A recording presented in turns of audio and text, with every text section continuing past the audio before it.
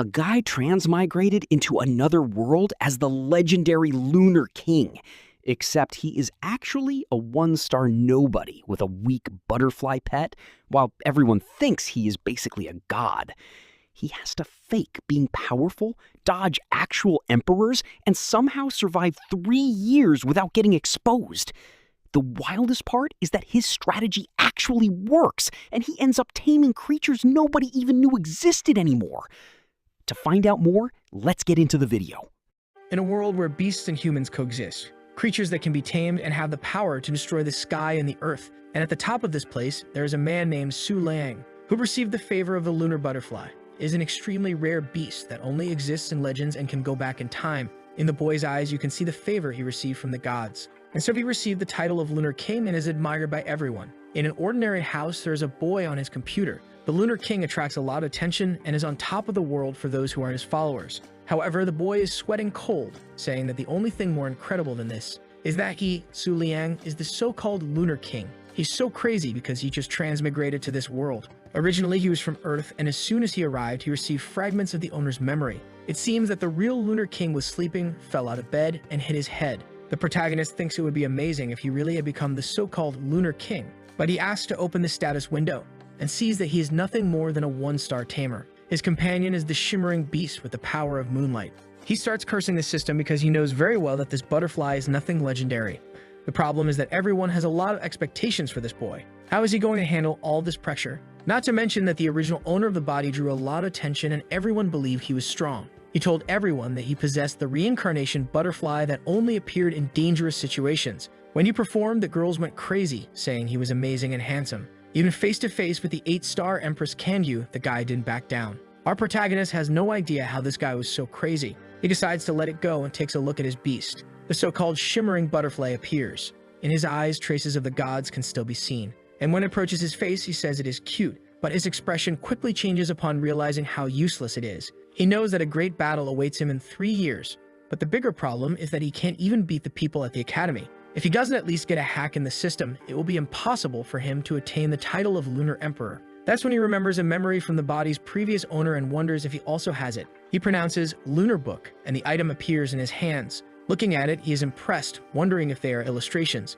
On the first page, several moon-related low-ranking creatures can be seen. When he combines all of them from one page, he can get a new one as if it were a card game. It seems the previous owner didn't care about this book because it said the lunar butterfly was weak. He thinks the guy was kind of stupid. However, now he is motivated since he will study at the Lunar Light Academy, a place where it will be easy to find this type of creature. Leaving the room, he knows he cannot get into fights and must focus on getting stronger for the next 3 years. In the advanced dormitory for tamers, a little bunny is being fed and someone says it's to help it grow a lot. Then a girl in red clothes named Su Jing tells her to stop mingling with weak creatures or they will get attached to her. The girl named Bei Yor says she won't make a contract with the bunny, she's just having fun. However, Su Jing says that as one of the elites, she can't be around weak creatures or strong ones won't want to make a contract with her. She enthusiastically says that the girl must be like the Lunar King who only touches extremely strong creatures. That's when something catches the bunny's attention. While the girl says she is sure the lunar butterfly is only with the king because he doesn't smell like a weak creature. At that moment, the rabbit runs to someone's feet. When they look to the side, they are shocked. They see the Lunar King all stylish and blush. To them, those eyes are full of oppression. The two think that just one look from him can make anyone submissive, but in fact, he's just scared because he's seeing a girl with cat ears. At that moment, he starts to remember that the Lunar King avoided contact with anyone. He goes to the Mood Pavilion. Looking up, he knows it's a place with many low-level creatures. If he can unlock several in the book, he will get new ones. Walking around, he sees some particles and touches one of them.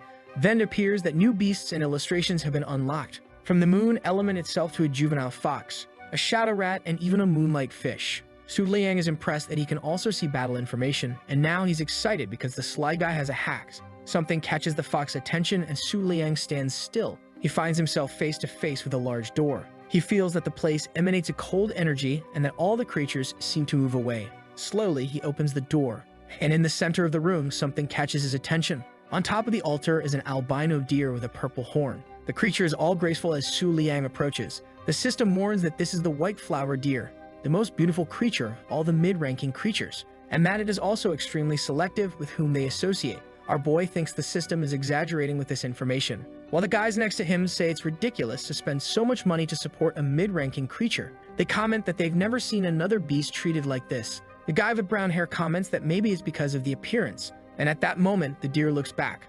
The boy says it's just because the rich like to show off, when suddenly he gets a water jet on his head and gets all confused. The deer stares at the two, and they run away. One of them comments that mid-ranking creatures have intelligence similar to humans, so it's better to get out of there. The protagonist, observing the creature, thinks that what the guy said really makes sense, until their eyes meet. Something catches the creature's attention as it thinks about the eyes he has. She approaches and starts walking around him. Gets very close to his eye and starts staring.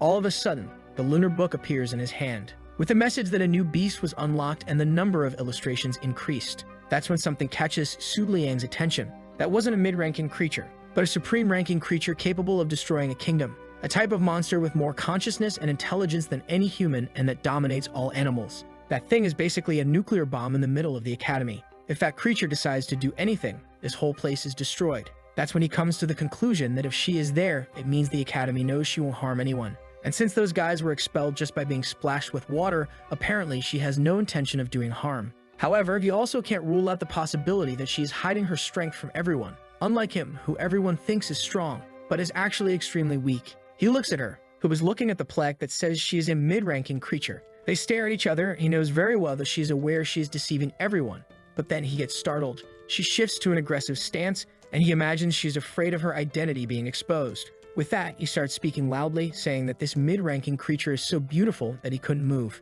He knows that the most important thing for now is not to become an enemy of something like that. He decides to walk around pretending to admire other things, until the door closes and he runs out of the place, while the deer stands there, remembering our boy's eyes and wondering who he was to have those eyes. She goes to her bed and pulls out a phone with a wallpaper of a female deer. She searches for a boy in the city with crescent moon eyes, and she gets startled upon discovering something. Meanwhile, in the tamer's dormitory, he is exhausted, wondering how the school dares to keep a T-Rex in the middle of the zoo. Even worse, since despite that appearance, that creature is much more dangerous than a dinosaur. Luckily, he met her there because if it were in the wild, he would need another supreme-ranking beast to get out alive. And the worst part is that his creatures are the lowest of the lowest rankings. That's when he realizes that the creatures he touched are the ones he can see the abilities of, and he gives a silly speech saying that everything is in the palm of his hand. He decides to go back to confirm this with another beast from the academy. However, on the way, he sees that rabbit and wonders if it's the same one he saw in the morning. He finds it strange that the creature is so calm because lunar monsters are usually more active at night. The rabbit is looking all cute and calm at him, and the protagonist wonders if it's another extremely powerful creature by chance. He calmly decides to touch it to get information. As soon as he touches the creature, nothing happens, and he discovers that it's a creature that doesn't have a lunar physique. This means it can only strengthen on a full moon night, and he realizes that it's weaker than low-ranking creatures.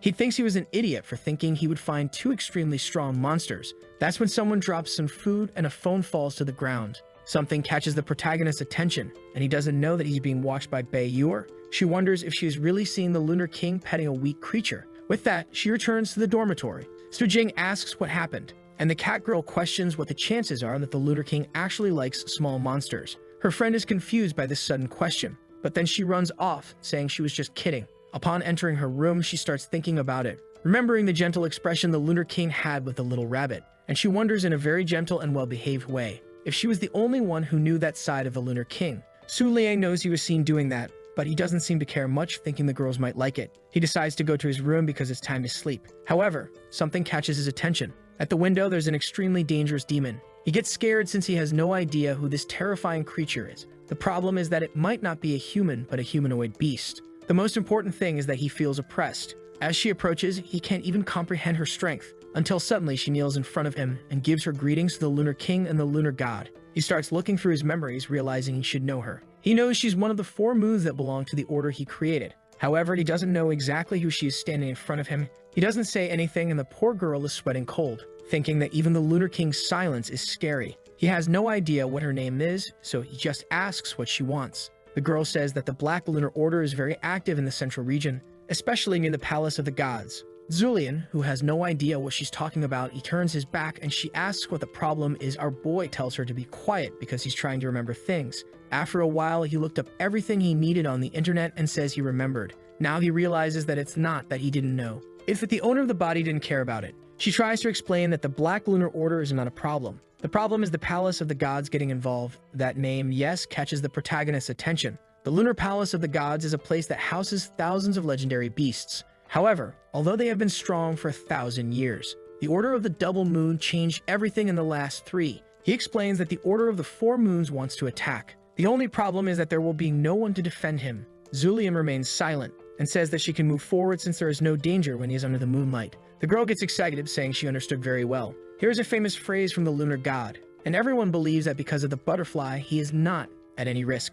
With that, she leaves and our boy remains silent. He has no idea how the owner had the courage to say such cringe things. The worst part is that he would walk around saying random phrases. However, because of the crazy followers, these phrases started to become famous. Out of nowhere, he would turn and say he felt the presence of the lunar god, or that the moon favored him, or that the moon would rise and that the moon was bright. He is lost because he just transmigrated and has all these problems in his head. At least it seems he doesn't have to worry about the Palace of the Moonlight. The only problem is that he doesn't have the real butterfly, so he is basically without any bodyguard. If he gets attacked in this situation, he will die in a foolish way. That's when he remembers something. After having unlocked so many creatures in a book, he can at least get a new one. It states that he can initiate the first exchange and he gets excited. The system warns that the creature he receives is by chance. As soon as it appears, he can register it as a creature or return it to the system and receive some attributes. Our boy gets excited because this way he will be able to strengthen himself and not just have creatures. However, he is anxious to get at least a supreme ranking 1 and no longer fear anything. With that, he begins to pray to all the gods that exist.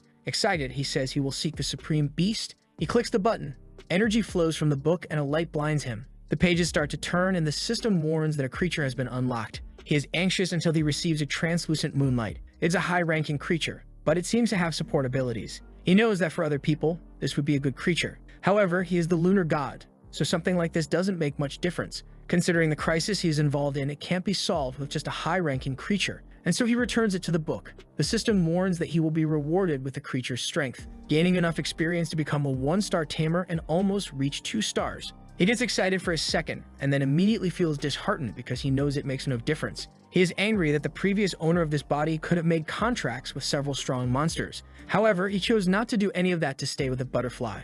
That's when, before going to sleep, he realizes he made a foolish decision. Even though the creature wasn't strong, it was better than the butterfly he has now. That kind of decision seems strange to him, and our boy questions whether his actions and personality are still influenced by the other guy who owned this body. That's when he shakes his head, saying he's going crazy for believing anything from that guy. He throws himself on the bed, saying that next time he gets a high-ranked beast, he will make a contract. At least tomorrow he can go to the pavilion to gain more experience points and collect everything he missed. Remembering the white deer, he comes up with a plan to bring something to see if he can touch her. The next morning, the deer wakes up and gets startled. The whole place is empty. She wonders if it's going to be demolished, and a girl approaches, saying that when she goes to the Palace of the Gods, she will live a better life. She seems sad and tells the deer to obey her new owners. The poor deer is scared that she was sold, especially to the Palace of the Lunar God. Walking around, 2 girls dressed appropriately for work say it's ridiculous that the Lunar God studies there. The blue-haired girl tells the other not to cause trouble and to focus on the mission. She turns, saying she knows they're only there to take the white flower deer. Then a green-haired girl named Sing, he introduces herself as the owner of the pavilion.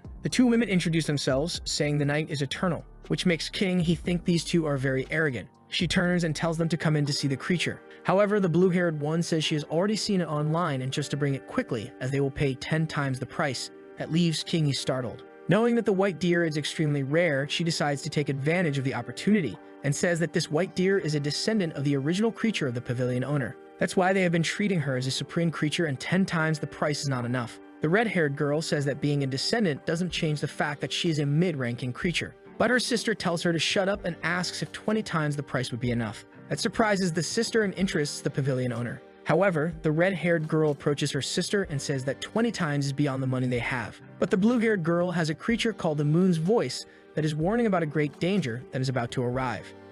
They need this creature to protect the Palace of the Gods, and that's why she's willing to increase the price even more. But at that moment, she feels something, a pressure that would crush anyone. She knows that the only being capable of doing that is the Lunar King who is approaching.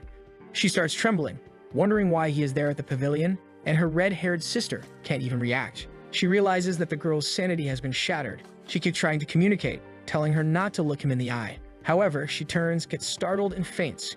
She stands there very calm and composed, saying she saw him up close. Su Liang approaches the two and gives them a stare. With that, they bow their heads while he stands there. The poor girl feels she doesn't have the courage to raise her head. It's as if she were trying to go against the presence of a true god, while the two are terrified that he might do something to them. He's there, not knowing what to say and not understanding why no one is moving, until King he comes running and calls for him. She approaches, saying it's an honor to see his face in person. She shows a tattoo on her arm, saying that 3 months ago she joined the Brotherhood of the Double Moon. With that, she explains that those girls are messengers from the palace of the lunar god, who are there to buy the deer, while she comments that she wants to sell it for an extremely high price because of its bloodline, and because it is beautiful. Su Liang is struck by the realization that no one has any idea how powerful that creature is. Something so rare cannot be sold for any amount of money. With that, he turns and the sisters finally relax, until he tells them to disappear because that was not a place for their kind. He says the moon is about to fall. King, he looks at the sky, thinking it's too early, there is no moon yet.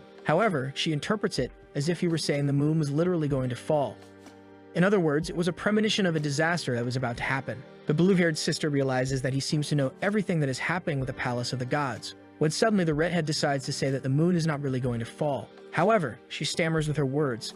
The crowd says she shouldn't speak against the person chosen by the moon god himself. And at that moment, she is startled when our boy is just staring with his moonlit eyes. She starts trembling and he walks away. She falls into the arms of her sister, who thinks that if the moon god is involved, they will have to forget about that creature. However, as soon as he starts to leave, he knows he spoke about impending calamity. While King, he remembers that the girls said the moon would never fall. Seeing the humiliation that girls received from the king, she says they indeed fell long ago, and the only eternal moon is the one the Moon King sees. Our guy finally relaxes, thinking everyone believes he has some power and has his advantages. He doesn't know when he will be exposed, but at least for now, the deer must be calm. Meanwhile, the staff is emptying the hall. The deer is there, telling them to stop taking all their things, and the people are confused by this attitude. The blonde girl gets emotional, saying that apparently she doesn't want to let go of the caregiver. She hugs her head, saying she is beautiful, and that she will visit her while the deer just wants her to let go. The woman goes to her bed, saying that that too has to be removed. However, underneath everything, she finds a cell phone, magazine, and mirror and wonders why a beast has those things.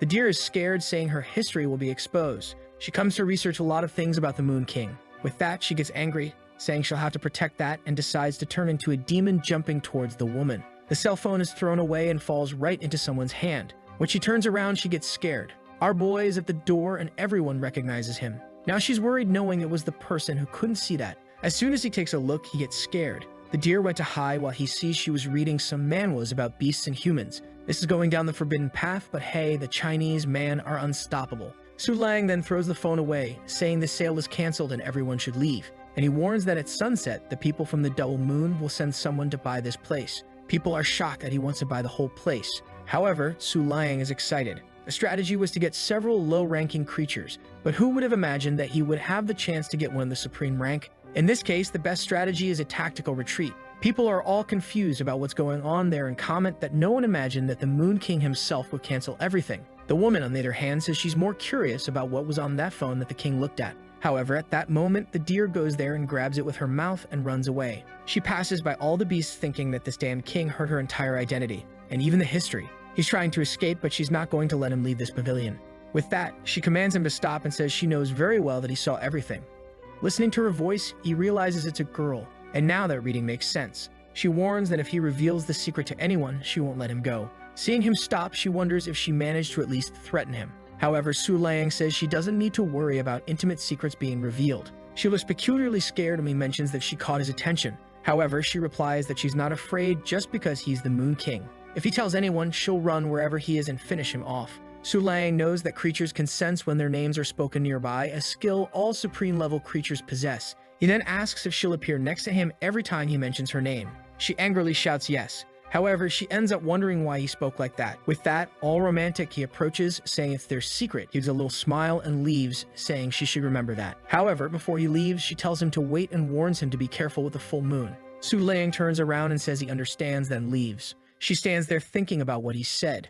Su Liang is sweating, wondering if he managed to deceive a supreme beast. I'm sweating that this supreme beast doesn't turn into a woman soon, for God's sake. However, he smiles when he realizes her biggest concern is having her history exposed. The only thing he finds strange is this information about being cautious with the full moon. If she believes he's the moon god and said that something strange is indeed happening. Back at home, he wonders what will happen next. And the biggest problem is that he's without any bodyguards. If that's the case, the most important thing is to increase his team. Meanwhile, at the lunar god's palace, a place known to be ruled by the 10 princesses. Following the work, I'm sure they're all ugly and extremely thin. Number 4, who clearly lives up to what I said, asks if the king really said those words. The girls say yes, and she says they should just adjust and prepare then. However, the other women at the table start cursing, saying she's wrong. One in red armor says his appearance at the pavilion shows there's something there. They all conclude that there must be at least one monarch-ranking creature, and one who is bald says apparently something is about to happen that not even the lunar palace will survive. People want to know if the 4th princess will cooperate with them. She questions if they really believe that when he signs a contract with the monarch, they'll still beat him. No one responds, and she asks if they are afraid. Until apparently it wasn't a woman, a guy says not only the Moon King is favored by the moonlight. After Su Lang used all his group's money to buy beasts from the academy, people from the north started questioning what he was up to. Most thought he would absorb weak creatures to regain his energy, a sign that the monster inside him was about to awaken. Because of these rumors, people in the north were very uneasy. However, the person they feared so much was in the room playing gacha, releasing new creatures. I want to know why he released Peppa Pig. At least he's excited to have received a high-ranking creature. Even with the pavilion's help, that's all he's been able to receive. Low or medium-ranking creatures are useless for anything other than trading for points. And even though he said he would accept a contract with the next high-ranking creature, this moon in the lake seems to be a support type. The body's owner has no memory, and there's nothing about her on the internet. He finds it bizarre that there are patches that aren't in the encyclopedia yet. Knowing he received the letter, he decides to take a look at the lunar book.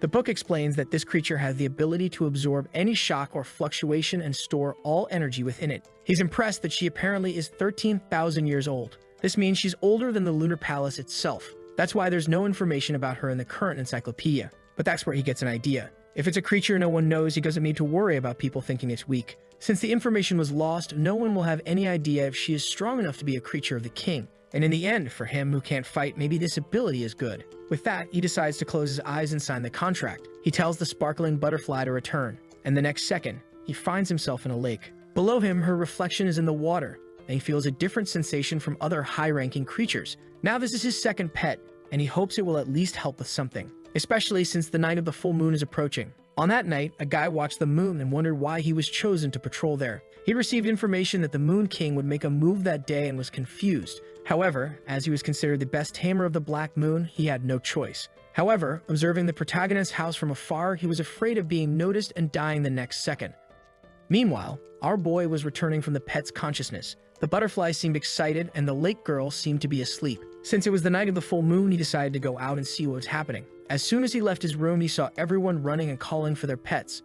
He was confused, but soon noticed it had something to do with the danger of that day. At that moment, an explosion occurred and the whole place shook. He approached the window, wondering what it was. From afar, smoke was rising. At least he smiled, realizing he wasn't the target of it. The guy who had been watching him was lying on the ground attacked. He couldn't believe it. It was supposed to be just a simple lunar rabbit. However, it was gigantic and had a powerful aura. The rabbit looked to the side, saw the guy, and moved to strike.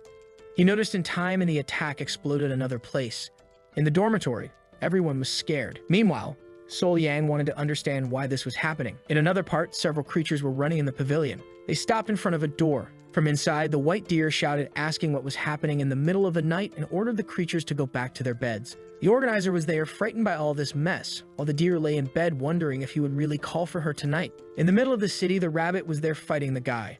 He disappeared and suddenly started laughing, saying she actually had some power. He had summoned 2 pets, saying he didn't want to use them against her. He warned her to be careful because if the Moon King got angry, she could be killed. However, she didn't seem to care and went towards him. He used the 2 pets to protect himself, and the barrage swept through the city. The 2 creatures were torn apart, but the skin absorbed the debris, and the next second they were back. The guy realized the rabbit was strong but slow and not very intelligent. Seeing that his pets didn't die, they certainly weren't of a supreme rank. And if the Moon King hadn't appeared, it seemed she wasn't involved with him. With that, he jumped from the creatures and allowed them to absorb moonlight. They merged and transformed into a black fish with lunar eyes. Immediately, he felt a pain in his chest and told them to stop absorbing. This is because any tamer has to be careful how much energy their pets absorb or they'll explode themselves. However, he was excited. At least now he could test maximum power against some creature. With that, he stretched out his hand and said it wasn't just her who entered berserker mode under the full moon.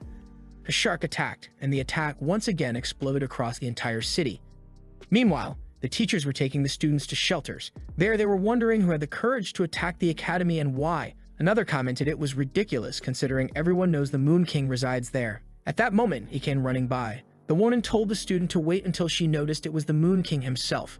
He just turned around looking disheveled and said the moon was about to rise. Strangely enough, even though he only had a crossbow, he was confident about the moon's light. It seemed that his body really reacted differently in this situation. The previous owner might have said something like, "The eyes of the moon are upon him." The shark guy was there in the middle of the city. He was sure that the attack had been enough. However, his monster seemed to be in agony, and he was startled. The rabbit had risen, and he couldn't believe she had resisted. While the rabbit stared at him, frightened, someone commented that it was very scary. It was Bayur, saying she really wanted to watch this while her friend said it was too risky. However, she said she was in the dormitory to see this kind of fight anyway, until she got a slap on the head. She ended up with a bump on her head, but wondered why that creature seemed familiar. Sujing said it was at least a mid-ranked rabbit monster. The strange thing was its size. They both were startled. The rabbit grabbed the shark by the ears and slammed it to the ground. The Black Moon guy realized his creature was going to lose and authorize using a technique called Moon Devour. The monster roared into the sky and a pressure hit the rabbit, leaving her all twisted. The guy smiled, saying that this was impossible to beat.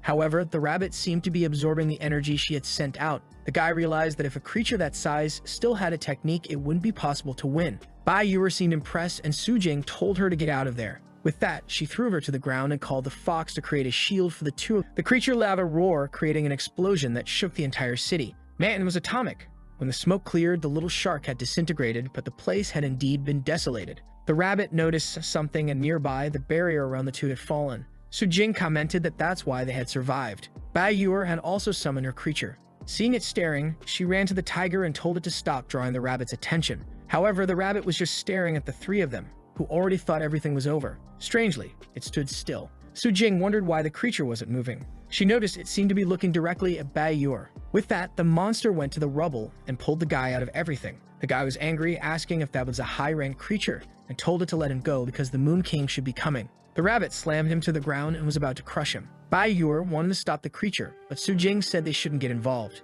However, the girl replied that it was wrong to let the guy die just like that. Sujing told her to at least be a bit careful. When she was gathering the courage to approach, someone told her to stay put. At that moment, she called upon the name of the moon god.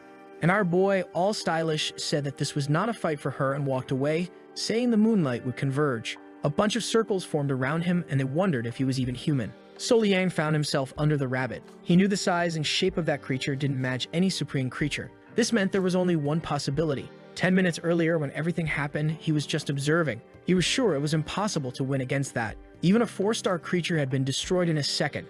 The plan was to at least touch it to see its rank, but it was too risky, so maybe it was better to give up. However, he realized the monster wasn't attacking anyone. He knew it was impossible for a creature to be both high-ranked and irrational at the same time. Considering all this, he approached knowing there was only one possibility. The fool lying on the ground thought that since he had been killed, he had received some sort of favor. However, Sol Yang just collected the body and told them to take it away. With that, he left, and Sol Yang found himself face to face with the rabbit. He then said it was impossible for a creature to go berserk in the moonlight and still remain conscious. This meant it was a common monster acting on instinct, and only low-level creatures act on instinct. He then extended his hand and asked if she was looking for him. From afar, the two girls wondered what this madman was doing, and Bai Yuer told him to be careful. The rabbit was going to charge at him, and they thought the poor guy would be crushed. He was confident in his conclusion, but still hesitant. At that moment, a drop fell into the lake. The creature's attack seemed to have ceased, and he was embraced by the girl from the lake. Everyone saw it, and the guy lying on the ground was sure it was one of the mysterious ancient creatures,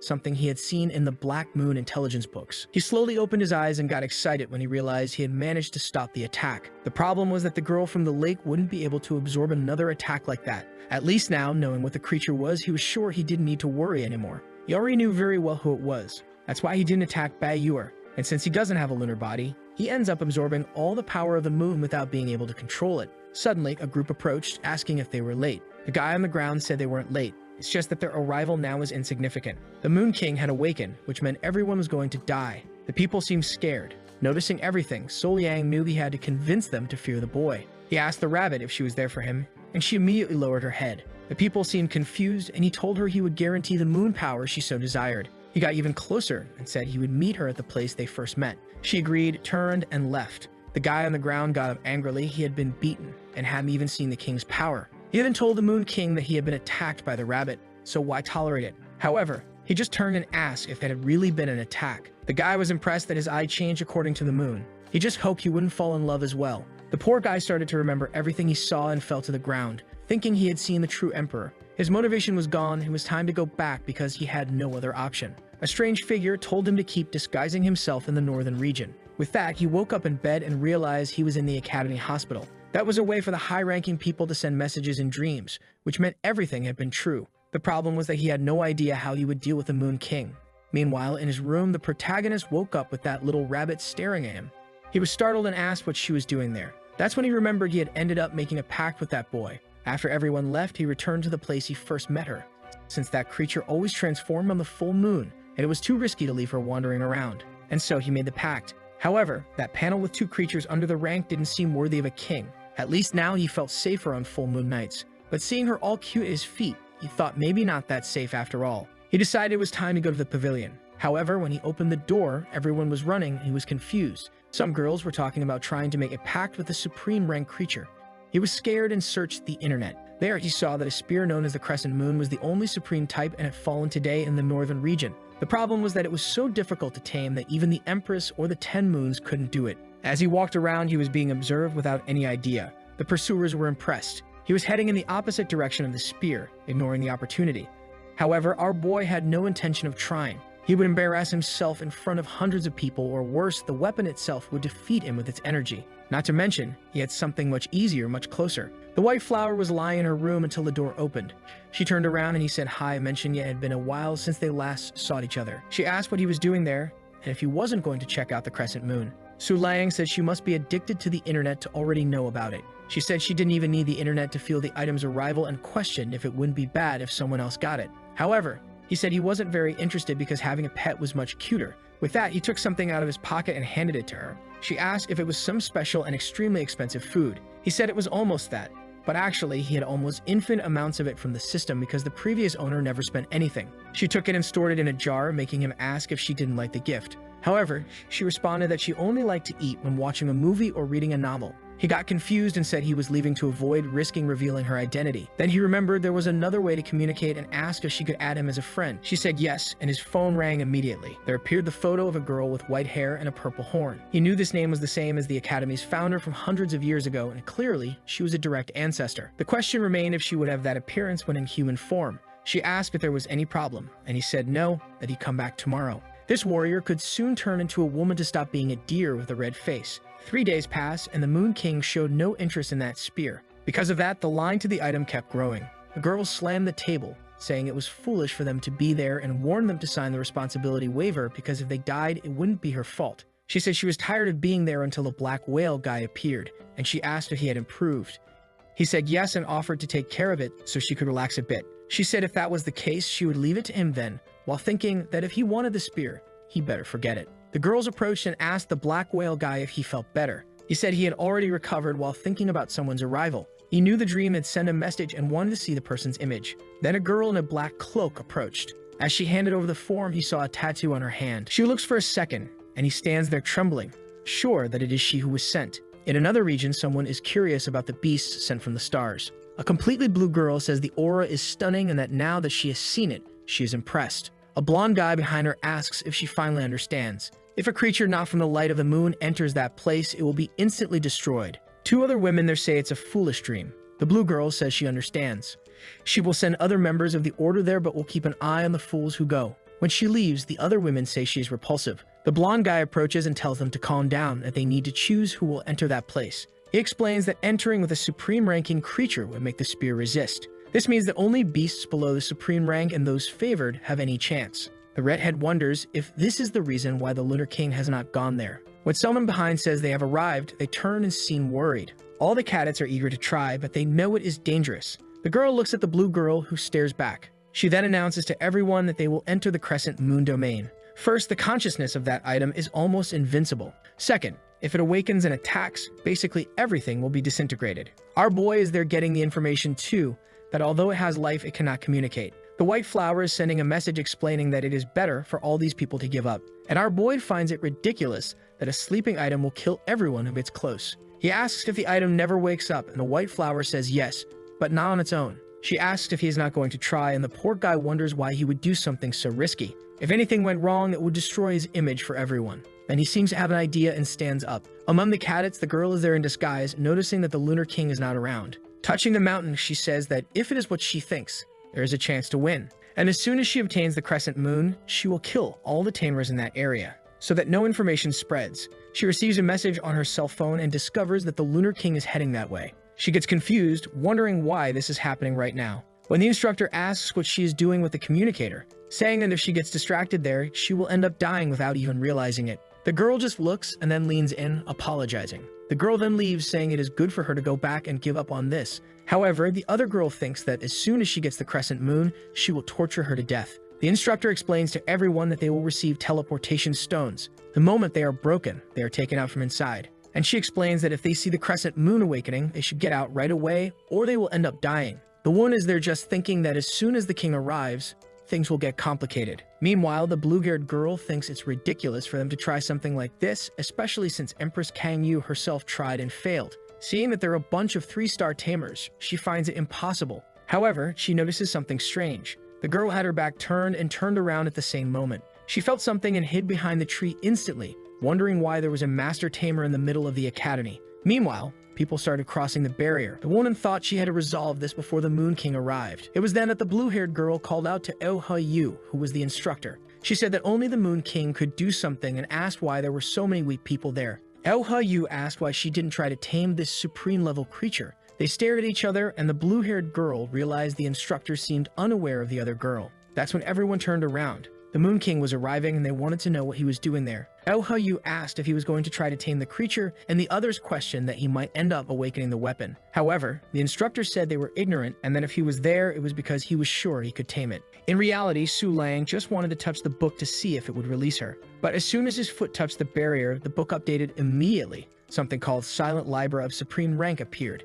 an extremely strong and rare attribute that lower-ranked beasts couldn't even sense. Su Lang was excited that it was something of the supreme rank, but immediately withdrew his foot. He seemed to be hesitating, and people were wondering why he stopped there. He pulled out his phone, and they were confused. Yu then asked if he had a problem, and he smiled, questioning why she let the Black Moon insects enter that place. People were surprised, and he walked in saying that from now on, the twin moons would rule that place and he would take care of everything personally. People were still shocked by the information about the Black Moon, and the blue-haired girl knew it was probably the one she had faced. People were now worried about the students who had entered, but Yu said they had the teleport stone, so they were safe. Our boy, on the other hand, was hesitant to enter because of the Silent Libra. If the Black Cult used something like that, it meant they really believed in its power. The situation was dangerous. If it were the old him, he wouldn't have had the courage. However, strangely, ever since he transmigrated, he seemed to be changing. With that, he threw himself in without hesitation, and the Black Shark guys seemed worried about the Serpent Girl. Yu said it made sense, and he mentioned he was running there to save everyone. However, the women commented that ending up like this, he wouldn't do much. The instructor noticed he was acting very strangely, and wondered why he was like that today. The guy was excited until he touched the barrier and got hit by an explosion. Everyone was startled, and he wondered what was happening. Then a girl with 50 bells tied to her appeared, saying he had no chance. From the tattoo on her thighs, the guy knew she was from the Twin Moons sect. She asked if anyone had heard His Highness's order. This girl must make a lot of noise every time she takes a step. She said that as long as she was there, no one would enter. The Black Shark wondered if she already knew about the Silent Libra. Inside, the Serpent Girl was walking around. She had been there for 10 minutes and still hadn't located the spear. The weak ones who had entered with her were already all gone. At least now, no one would interrupt the plan. Suddenly, she felt something, a tremendously powerful aura that she was sure couldn't be wrong. Her eyes shone when she finally located the spear. She was excited, thinking she hadn't made a pact even with the Silent Libra. She had saved herself for this moment and approached, saying the spear wanted her. She was sure it had rejected the others because they were born as empresses, and said the spear must be the kind that liked to be appreciated. Then, acting all cute, she said she might not be very powerful, but as a rank 6 tamer, she would certainly admire that spear a lot. With that, she ran to grab it, saying she would never treat it badly. However, as soon as her hand approached, a light radiated, and an energy prevented her from touching it. She wondered how it was possible that she was rejected. She was sure she was the most suitable person for it.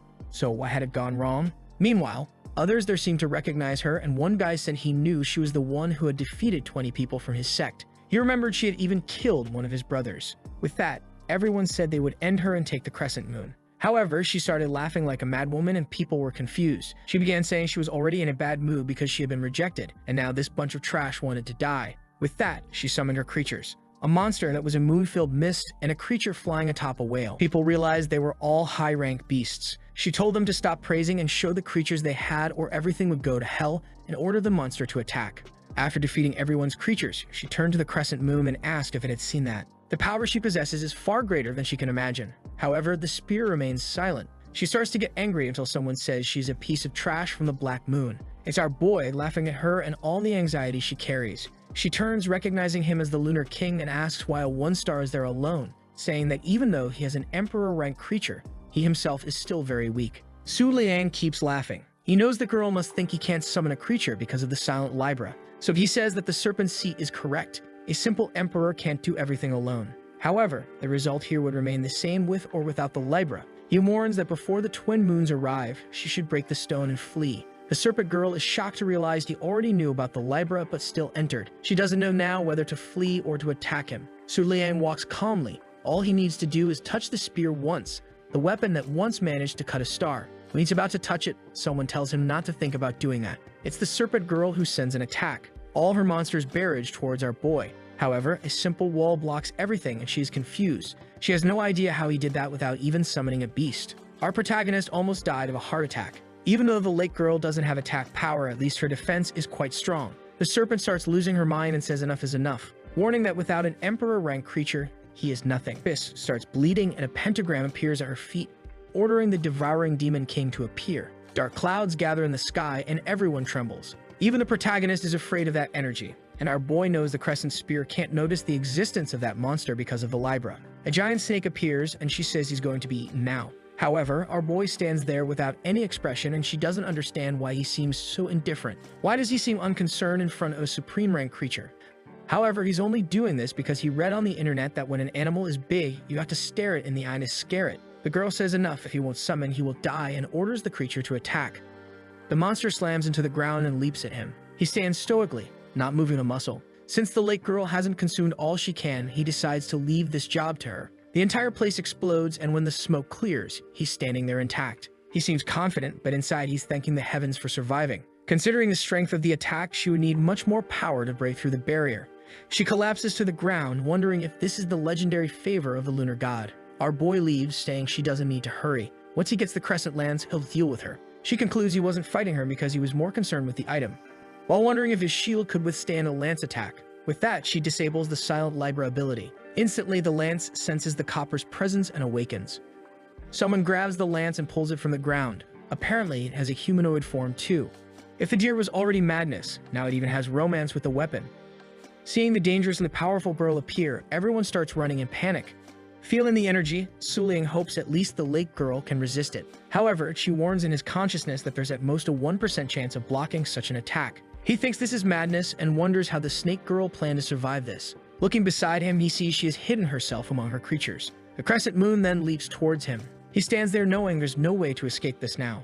As he turns to say something, we see a few minutes ago, Kat is reported being attacked by the woman inside and questioned how the academy let someone like that slip through. The blonde finds it odd that he was stranger is that the woman outside seems very calm. Why doesn't she seem concerned about the Lunar King's safety? Then suddenly, she also feels something. She mourns that the crescent moon seems to have been awakened. Everyone is shocked and she advises them to run because anyone staying there will die. She also senses another aura and wonders if it has something to do with the Emperor. In the midst of the battle, our boy doesn't know what to do. In 3 seconds, this attack will hit and he will die. Remembering the era of technology, he pulls out his phone in 1 second, sends a message and warns the white flower that he needs help. The crescent moon is about to hit him, and at the final moment, he reaches out. And I thought something peculiar was happening. But in reality, there was an explosion throughout the place. Everyone was thrown back and wondered if it was the Emperor's doing. They were unsure if the Lunar King had died, and in the midst of the smoke, nothing could be found. Some time later, the snake girl began to emerge from the midst of her serpent, wondering what had happened. She saw that the crescent moon was calm again, and wanted to know where the Lunar King had gone, if he had really been killed by what she awakened. She became emotional, thinking that she was the one who defeated the Lunar King. She starts off by saying that Idiot was looking at his phone at the last moment and shouts to the heavens that she was the one who defeated the great king. Excitedly, she turns to the crescent moon and declares that it's hers now. However, strangely, the item awakens again. She knows that this worn-out snake won't be able to resist. In the midst of the smoke, our boy emerges. She finds it impossible that he not only survived, but doesn't seem to have been affected at all. That's when she notices a giant paw on his back and wonders what that is. The creature touches almost the clouds. It was too big for supreme rank, but if it were Emperor, everyone there would know about that thing. She starts trembling with a crystal in her hand. However, she decides it's not yet time. Even if she dies, she wants to know what the Lunar King's beast is. After all, that's the information everyone has been wanting to discover. Gradually, it reveals itself as a supreme rank creature, known as the Cloud Walker who follows the moon. Almost a direct reincarnation of the ancient goddess. The girl falls to the ground wondering how that's possible. That was a monster at least 4 or 5 times larger than her creature, because in terms of size, her creature is the largest of the Black Cult. And the strangest thing is the 1-star tamer being able to use all the creature's power. Our boy is there, happy to have survived. He didn't imagine it would really grow so large. And the worst part is he has no idea how it teleported in a second and saved him. Moreover, the girl on its back is probably the ancestor. The white flower then tells him to dominate the crescent moon quickly or she'll be cut in half. Our boy is confused, he thought she was stronger. However, she says he must have a plan to have sent her there. That's when he remembers that being hit directly counts as body contact. This means he'll be able to see the details in the lunar book. He instructs the system to open the book, and do you remember that the last chapter ended when Su Liang grabbed that book? Since he had come into contact with the spear, he knew it would appear in the book. It says there that this is a legendary spear that has been sleeping for a long time because it lost its sheath. Because of this, it sleeps and wakes up for several years and cannot communicate with any living creature. However, our boy soon realized that this item was of supreme lunar rank.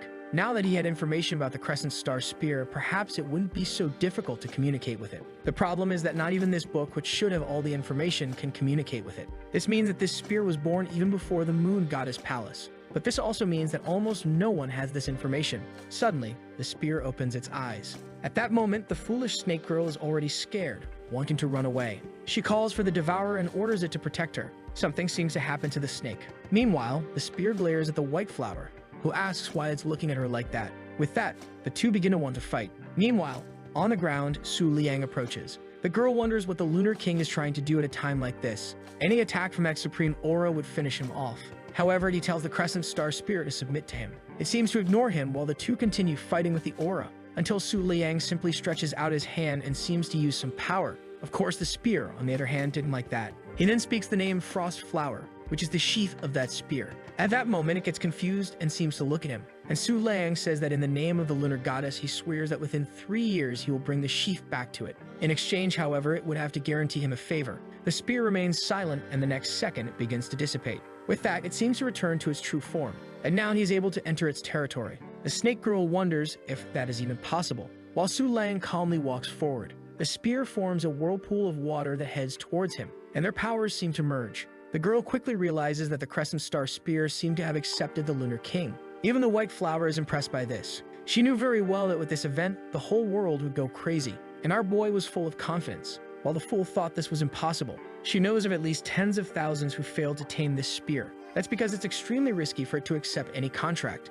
since it can only be broken when the person who contracted it dies. That's why this spear usually only accepts people it believes to be invincible. And apparently the Lunar King was considered one of them. The girl realizes she lost the only reason she had for being there. But in this case, she decides that her death will be a message to the Black Moon cult. Once again, she orders the Devourer King to attack Su Liang. He responds that this woman had already seen too much. He didn't like having to silence people, but it was time to finish her. Man, the energy swept through, and the poor snake girl disintegrated. The boy had opened a crater in the mountain. Not even the poor guy expected this blow to be so strong. And the poor girl is there on the side, coughing up blood after her creature had been evaporated. She quickly realized that the servant in front of her wasn't of supreme rank, that at the very least it was the descendant of someone of emperor rank. However, even so, she didn't want to die like this. Passing on the information about the Crescent Star Spear was more important than anything, so she needed to escape. The whole area wasn't sealed yet, so all she had to do was stay away from the Lunar King. At that moment, the crystal in her hand, suddenly it seems to evaporate. Neither the white flower nor the fool knows what happened.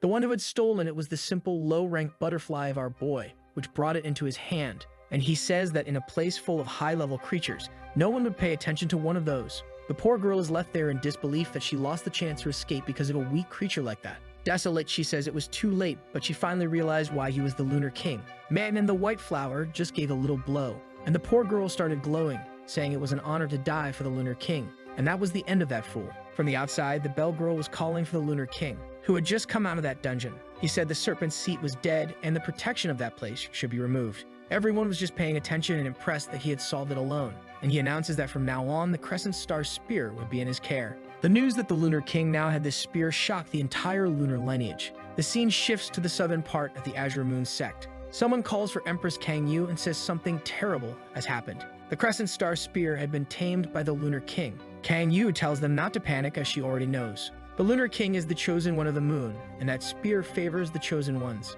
The friend says, however, that the spear should belong to her, as she was born as the master of 4 stars and even has a beast of emperor rank.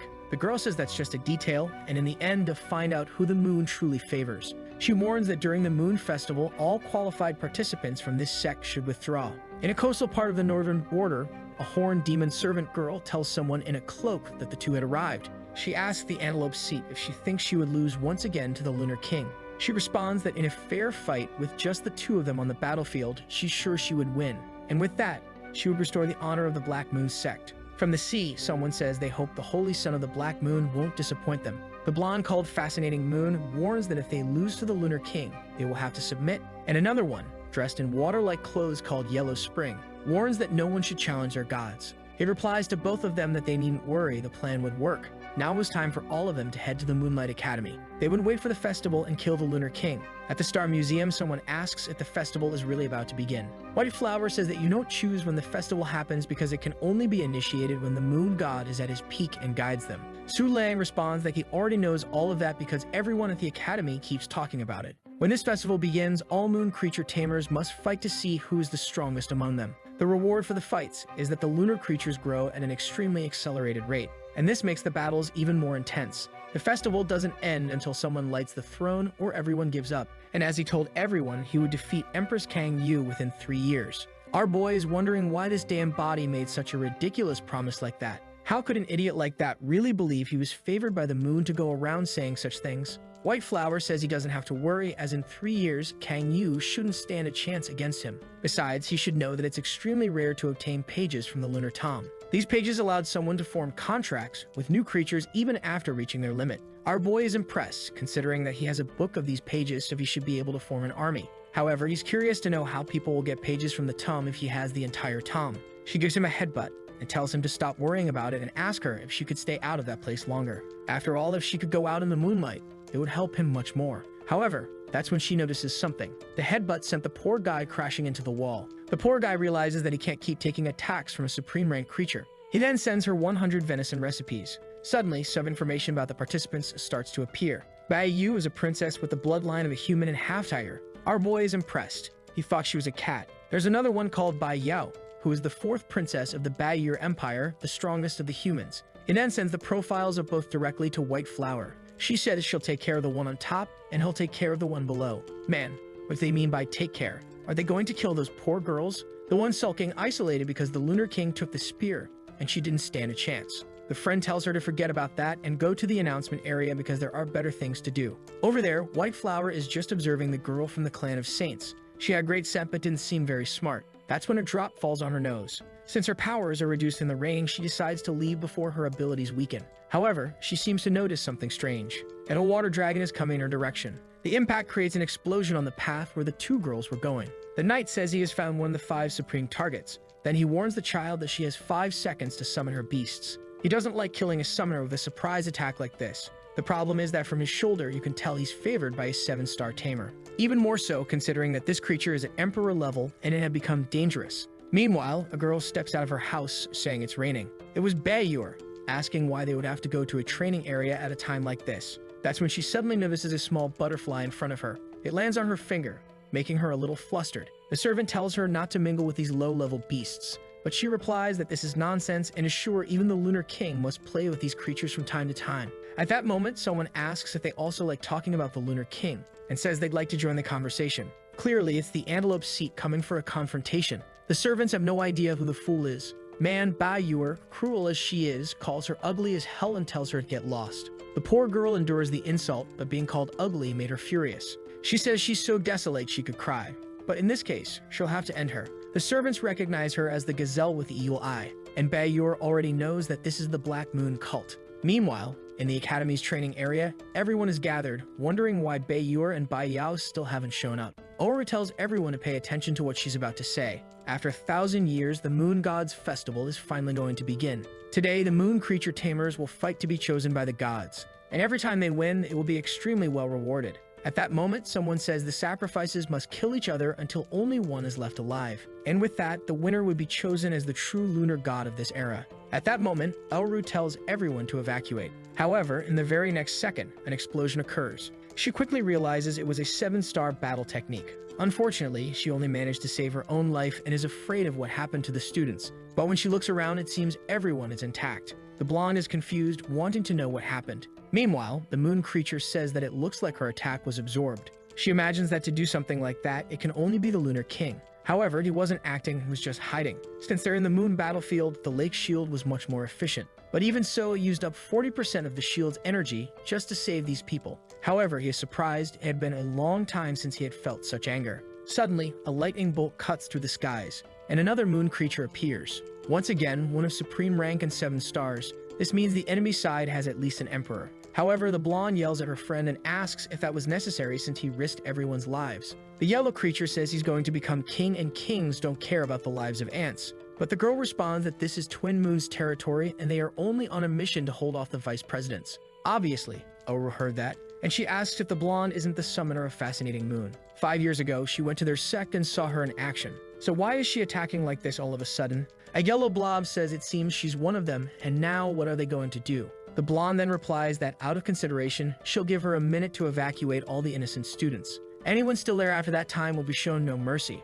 Meanwhile, the Lunar King walks by with his phone in hand and asks if they're from the Fascinating Moon sect. It was quite bold of them to attack this place without giving any warning, and he wanted to know what made the two of them believe they would get out of this alive. At the same moment, he summons the Crescent Star Spear. Obviously, everyone recognizes it. The weapon, considered supreme rank, only needs to glance to the side. He already pulls the spear and charges forward. However, Oru realizes the spear is out of control and can't distinguish between friend and foe. At this rate, this creature will end up killing everyone present. Man, the whole sky was already glowing in the same second. The explosion swept through the place, and when the smoke cleared, Oru was already lying on the ground, exhausted. She was at least surprised she had survived. In the end, the Lunar King didn't allow her to die. But those two in the middle had no chance at all. Fascinating Moon responds that even though he has that weapon, what they did was just the beginning of everything. And with a final warning, he should know that the Emperor would soon be coming for him. With that, the yellow blob begins to glow and the girl summons a bunch of planets. Once again, the Crescent Star opens its eyes. And now Su Liang is truly in danger. He has already protected himself from 2 attacks, and now the lake shield only has 4% defense left. He knows that once this attack happens, everything will be swept away. And the worst part is he won't be able to control the spear anymore, and it might cut everyone down. The problem is he doesn't have much choice. So the Crescent Spear sends a flurry of cuts. The two who were preparing already realize they're doomed, and the blonde is certain there's no way to defend against this. Man, that swept through the entire city. Far away, it's even dripping on the students. Suddenly, one of them asks what that is in the sky. It looked like there were 2 moons. At that moment, someone is shouting, asking why it's foolish to use the ability to create a full moon for 5 minutes. It's another blonde with ball-shaped legs, saying now they're screwed. The previous blonde apologizes, saying she did it instinctively to protect herself. But her friend says now they'll have to fight the Lunar King under the full moon. And suddenly, the two of them are startled. A giant bunny had appeared. The girl felt like it seemed to be of supreme rank, but something was wrong. And her friend says the appearance of the Crescent Spear seems to have changed as well. How are they going to fight those 2 things at the same time? The Crescent Spear prepares and slaps the bunny, ripping it in half. Man. The other 2, confused, don't know why the crazy spear attacked its ally. But at that moment, it's already turning to look at the 2 of them. Meanwhile, outside the academy, a bunch of servants are angry, not knowing what to do. And the antelope says she doesn't think she can last another minute. Then she calls for the gazelle with evil eye, who unleashes a barrage of lasers. The summoned creatures were all useless. Unable to do anything, they fell to the ground, destroyed. Bai Yao then summons the eagle dragon, which appears gigantic in front of her. The antelope says it took her too long to summon a supreme ranked creature. It was interesting, but it was also easily being crushed. The servant then summons a tiger and tells her to flee to the edge, where she might be rescued. However, the antelope seemed bored, asking if that was all they knew. Once again, the gazelle prepared an attack. And man, this time it was the end for the servants as she struck. Even the poor girl who was trying to escape fell, crushed to the ground. She got up, desperate, already knowing that this was the end for the poor girl. However, she was crushing our boy's little butterfly, which rose up and faced her head on. And strangely, out of nowhere, the evil gazelle seemed to retreat. Even the girl's legs became shaky. She had no idea how a shimmering butterfly had gotten there. Bai Yao is confused as to why the antelope is so terrified of that shimmering butterfly. But it seems to have saved her. Even though she doesn't understand it, this was her chance to escape. And with that, the antelope falls to the ground, saying that, unfortunately, she wouldn't be able to complete her part of the operation. Meanwhile, Bai Yur and Su Jing are lying on the ground. The water creature is doing the countdown, and White Flower wonders if the Water Monarch is there too, because the problem would be if she appeared and that guy got involved. The guy then says they've had enough time, and it's a shame they're going to die like this. A vortex begins to appear in his hand, and in the blink of an eye, the two of them are being drowned. Some clouds appear, and the two begin to float. The knight knows he hasn't heard of such powers, so there's an unknown variable.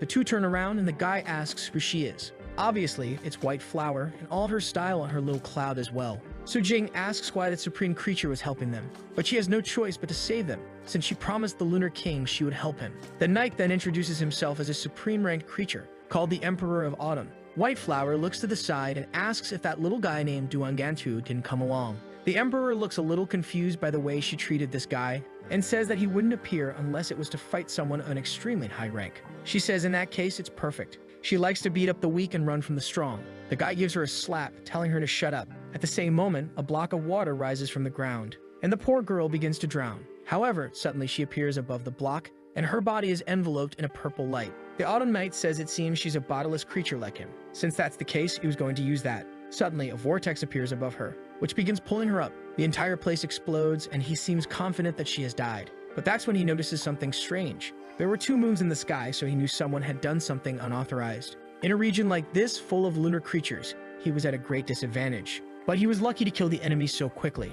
It would be good for him to hear an explanation as to why someone did something so foolish. However, a long-haired woman appears, asking where he's going. He turns around immediately. And folks, here comes the real danger of the story. White Flower says she didn't even need a full moon to easily finish him off. Man, but the knight, desperate, jumps and asks what she said. But in a second, he notices something strange. A gigantic crystal horn had pierced him right through the middle. He was confused because a power like that was above the supreme realm. The only type of creature that can do that is something that is a direct descendant of an emperor. And not even he, in the supreme realm, stood a chance. White Flower tells him to know that she didn't want to take advantage of the full moon. The guy begins to disappear, calling for his master, asking him to be careful. With that, the creature evaporates in front of everyone, and White Flower wonders if she drew too much attention. Maybe she did. Given all the destruction happening everywhere, she knows that Guy's leader must be around too. The problem is, she's not quite sure what to do next. 3 minutes earlier in the training area, the crescent star was in the sky, and everyone had already been beaten. Clearly, the poor girl wasn't sparing anyone, until once again, she felt something. The little bunny she had cut was reconstituting itself. As long as it was under the lunar moon, its regeneration would be extremely accelerated. However, the falling star once again charged forward, but now the little bunny managed to defend itself. They love these explosions that sweep through everything, leaving nothing behind in this place. Meanwhile, the Black Moon people are trying to avoid being seen by the Twin Moon group. The girl questions and he tells her to stop underestimating him. He had information about an agent, and that place is extremely secure, until something exploded nearby. The fight between the two had landed right in front of them, and they began to wonder how the Lunar King had discovered them. He tells them to calm down. Maybe it wasn't him. Suddenly, the bunny comes with its ear to its mouth, and the king emerges from inside. Everyone is scared and confused. Su Lang immediately asks what the Black Moon and Spring Path people are doing there. At that moment, the water girl is terrified because she has no chance against the Lunar King under a full moon. He then says that he was just there listening to these people and had no intention of fighting her. However, the other one shouts, declaring that he's there to declare war. Su Liang just stares at him and asks what this business of declaring war is about. The guy warns that as soon as the festival starts, he'll destroy all the legacy he has. That's because 3 years ago, the Black Moon Sect's base was completely destroyed. That too was caused by the Lunar King, who at the time also looked at them with the same gaze, as if he were superior to everyone looking at ants. This, he says, is the true nature of the Lunar King. However, Su Lang is confused as he has no memory of the guy who came before him doing anything like that. But now he also has to deal with the Crescent Star, so he'll let it go. And he says that even though an ant's effort is annoying to watch, he'll give them a chance. But they'll have to pay the price for provoking him. He'll send the Crescent Star to hunt them down. If they manage to survive, then he'll grant them a request. He then calls the star, and immediately it charges forward. Once again, an explosion sweeps through everything. And about 10 minutes later, they are lying on the ground, saying the force of that thing was overwhelming. The water girl says it's better if they start avoiding the Twin Moon's order, especially since, considering the power Su Liang showed, it wouldn't stand a chance.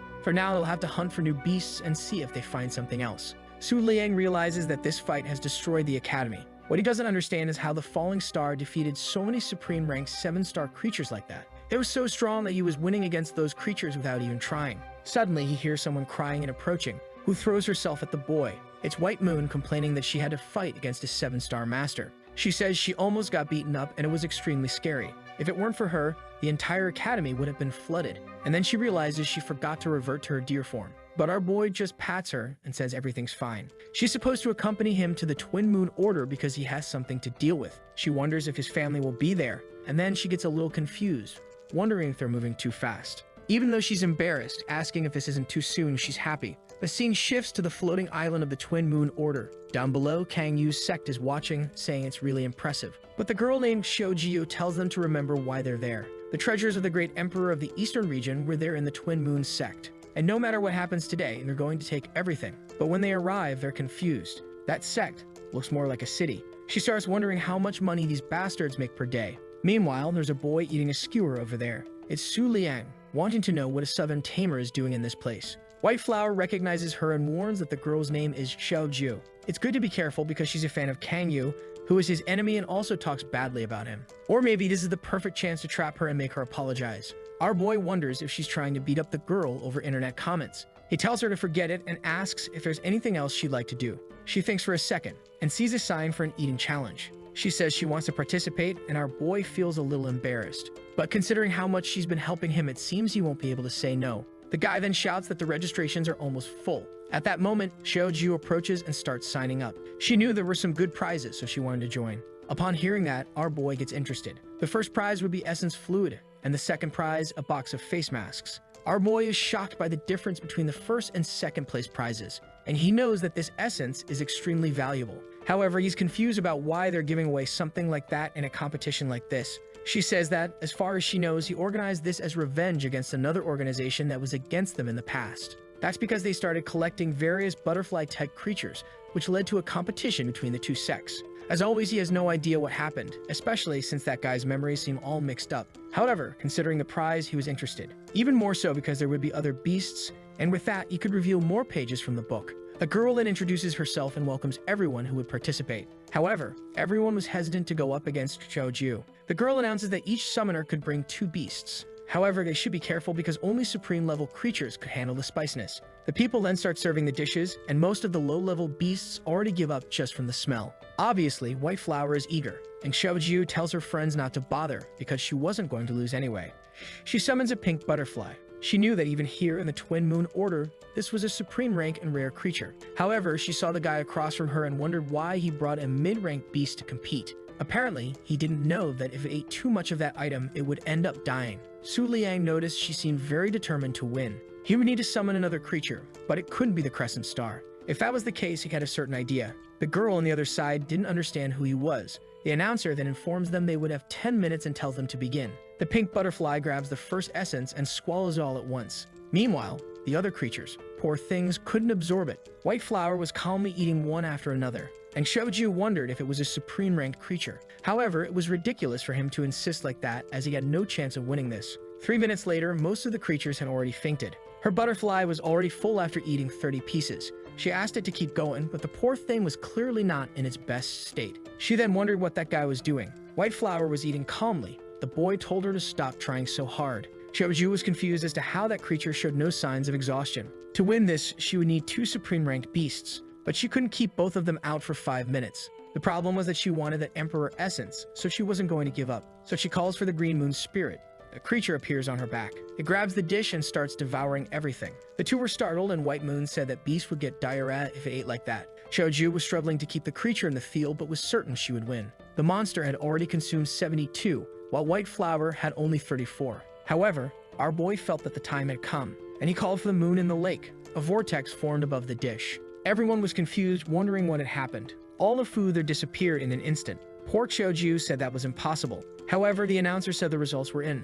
Those two were the winners. The fool was devastated, not knowing what to do, and the announcer told Su Liang to follow her as she would deliver the reward. However, that was a little suspicious.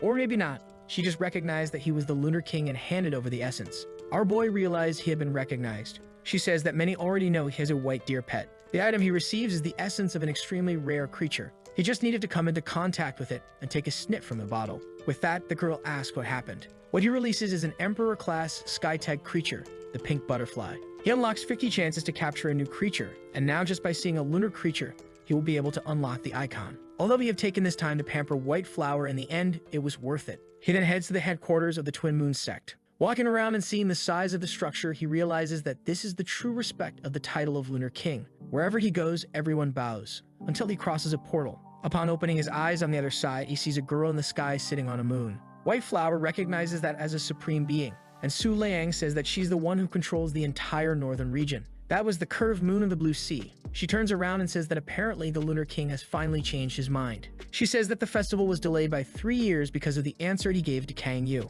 However, this is the kind of thing the older folks don't usually like. Hardboy once again realizes that the promises of that cursed predecessor weren't helping. But he says he's there exactly because the Lunar Festival seemed about to begin. However, before that, he had a question. How is he going to win in this fight with the emperors? She questions why he's talking about this since he's strong. However, he responds, explaining that the Black Moon cult people will surely try to interfere with him. She tells him to stop joking because it's not worth wasting thoughts on such trivial matters. He realizes that no one knows he only won that day because a full moon suddenly appeared in the sky. Suddenly, a ring appears in front of him, and she informs him that it is a relic of the Northern Moon God. When he puts this ring on, the festival will finally begin. With that, the ring starts tapping on his finger. The poor guy realizes that the woman has a lot of confidence in him, and there's no way to avoid it. So he accepts with no other choice. Suddenly, a bunch of galaxies appear where he was standing. The representative had been chosen, and the ceremony would begin. However, the system detects something and says it will try again. The system explains that because he has the moon dome, he can choose to hide his identity in the festival. Su Liang wonders where he was teleported to. The system allows him to change his name, gender, and even appearance. However, the ranking couldn't be hidden, since the focus of this test was to make sure no one knew who he was. He would have to summon a creature that no one had seen before. So he chooses the curved moon of the blue sea. Suddenly, he is teleported again, and finds himself in a room with 3 thrones. From one of the doors, a girl enters, saying the moon would not fall, and the night would now become eternal. She sits on one of the chairs. Another girl enters, saying it's been a long time since she saw Miss Shogetsu, but she's excited as the festival is about to begin. Shogetsu seems not to respond, and a short girl approaches the last chair. She looks like she's dying of sleep. The girl with pink hair says it's been a long time since she saw the Queen of the West. The poor girl is struggling to climb the little steps, and as soon as she reaches the throne, she falls back asleep. But then another girl enters. Wait, weren't there only 3 thrones? Where is this one going to sit? It seems she was looking for a man because she saw only women and got angry. Shogetsu wants to know why an ice creature is at the moon festival, saying it would only ruin the purity of the place. The same girl responds that she has a relic of the moon gods, which is why she's there. Now, only one more person was missing, and the ice girl questions why he's taking so long. Another girl says the northern throne is usually occupied by the Lunar King, and the little girl says the Lunar King this time is a kid who caused a mess 3 years ago, until Claude appears. The poor women all get startled, and here comes our boy pulling this kind of stunt. Obviously, they're all confused, since they knew what the Lunar King was supposed to look like. Out of nowhere, Su Liang had been turned into a gorgeous woman. Or maybe it wasn't him, right? We hope not. He or she sits in the chair, and the women wonder why it's not the Lunar King there. Shogetsu says that if that's the case, then the people with the relic must have chosen this other person. Since the person in the northern seat has no connection, she's confused. I'm not sure if it's him with this body, or if the curved moon of the blue sea has taken control of him.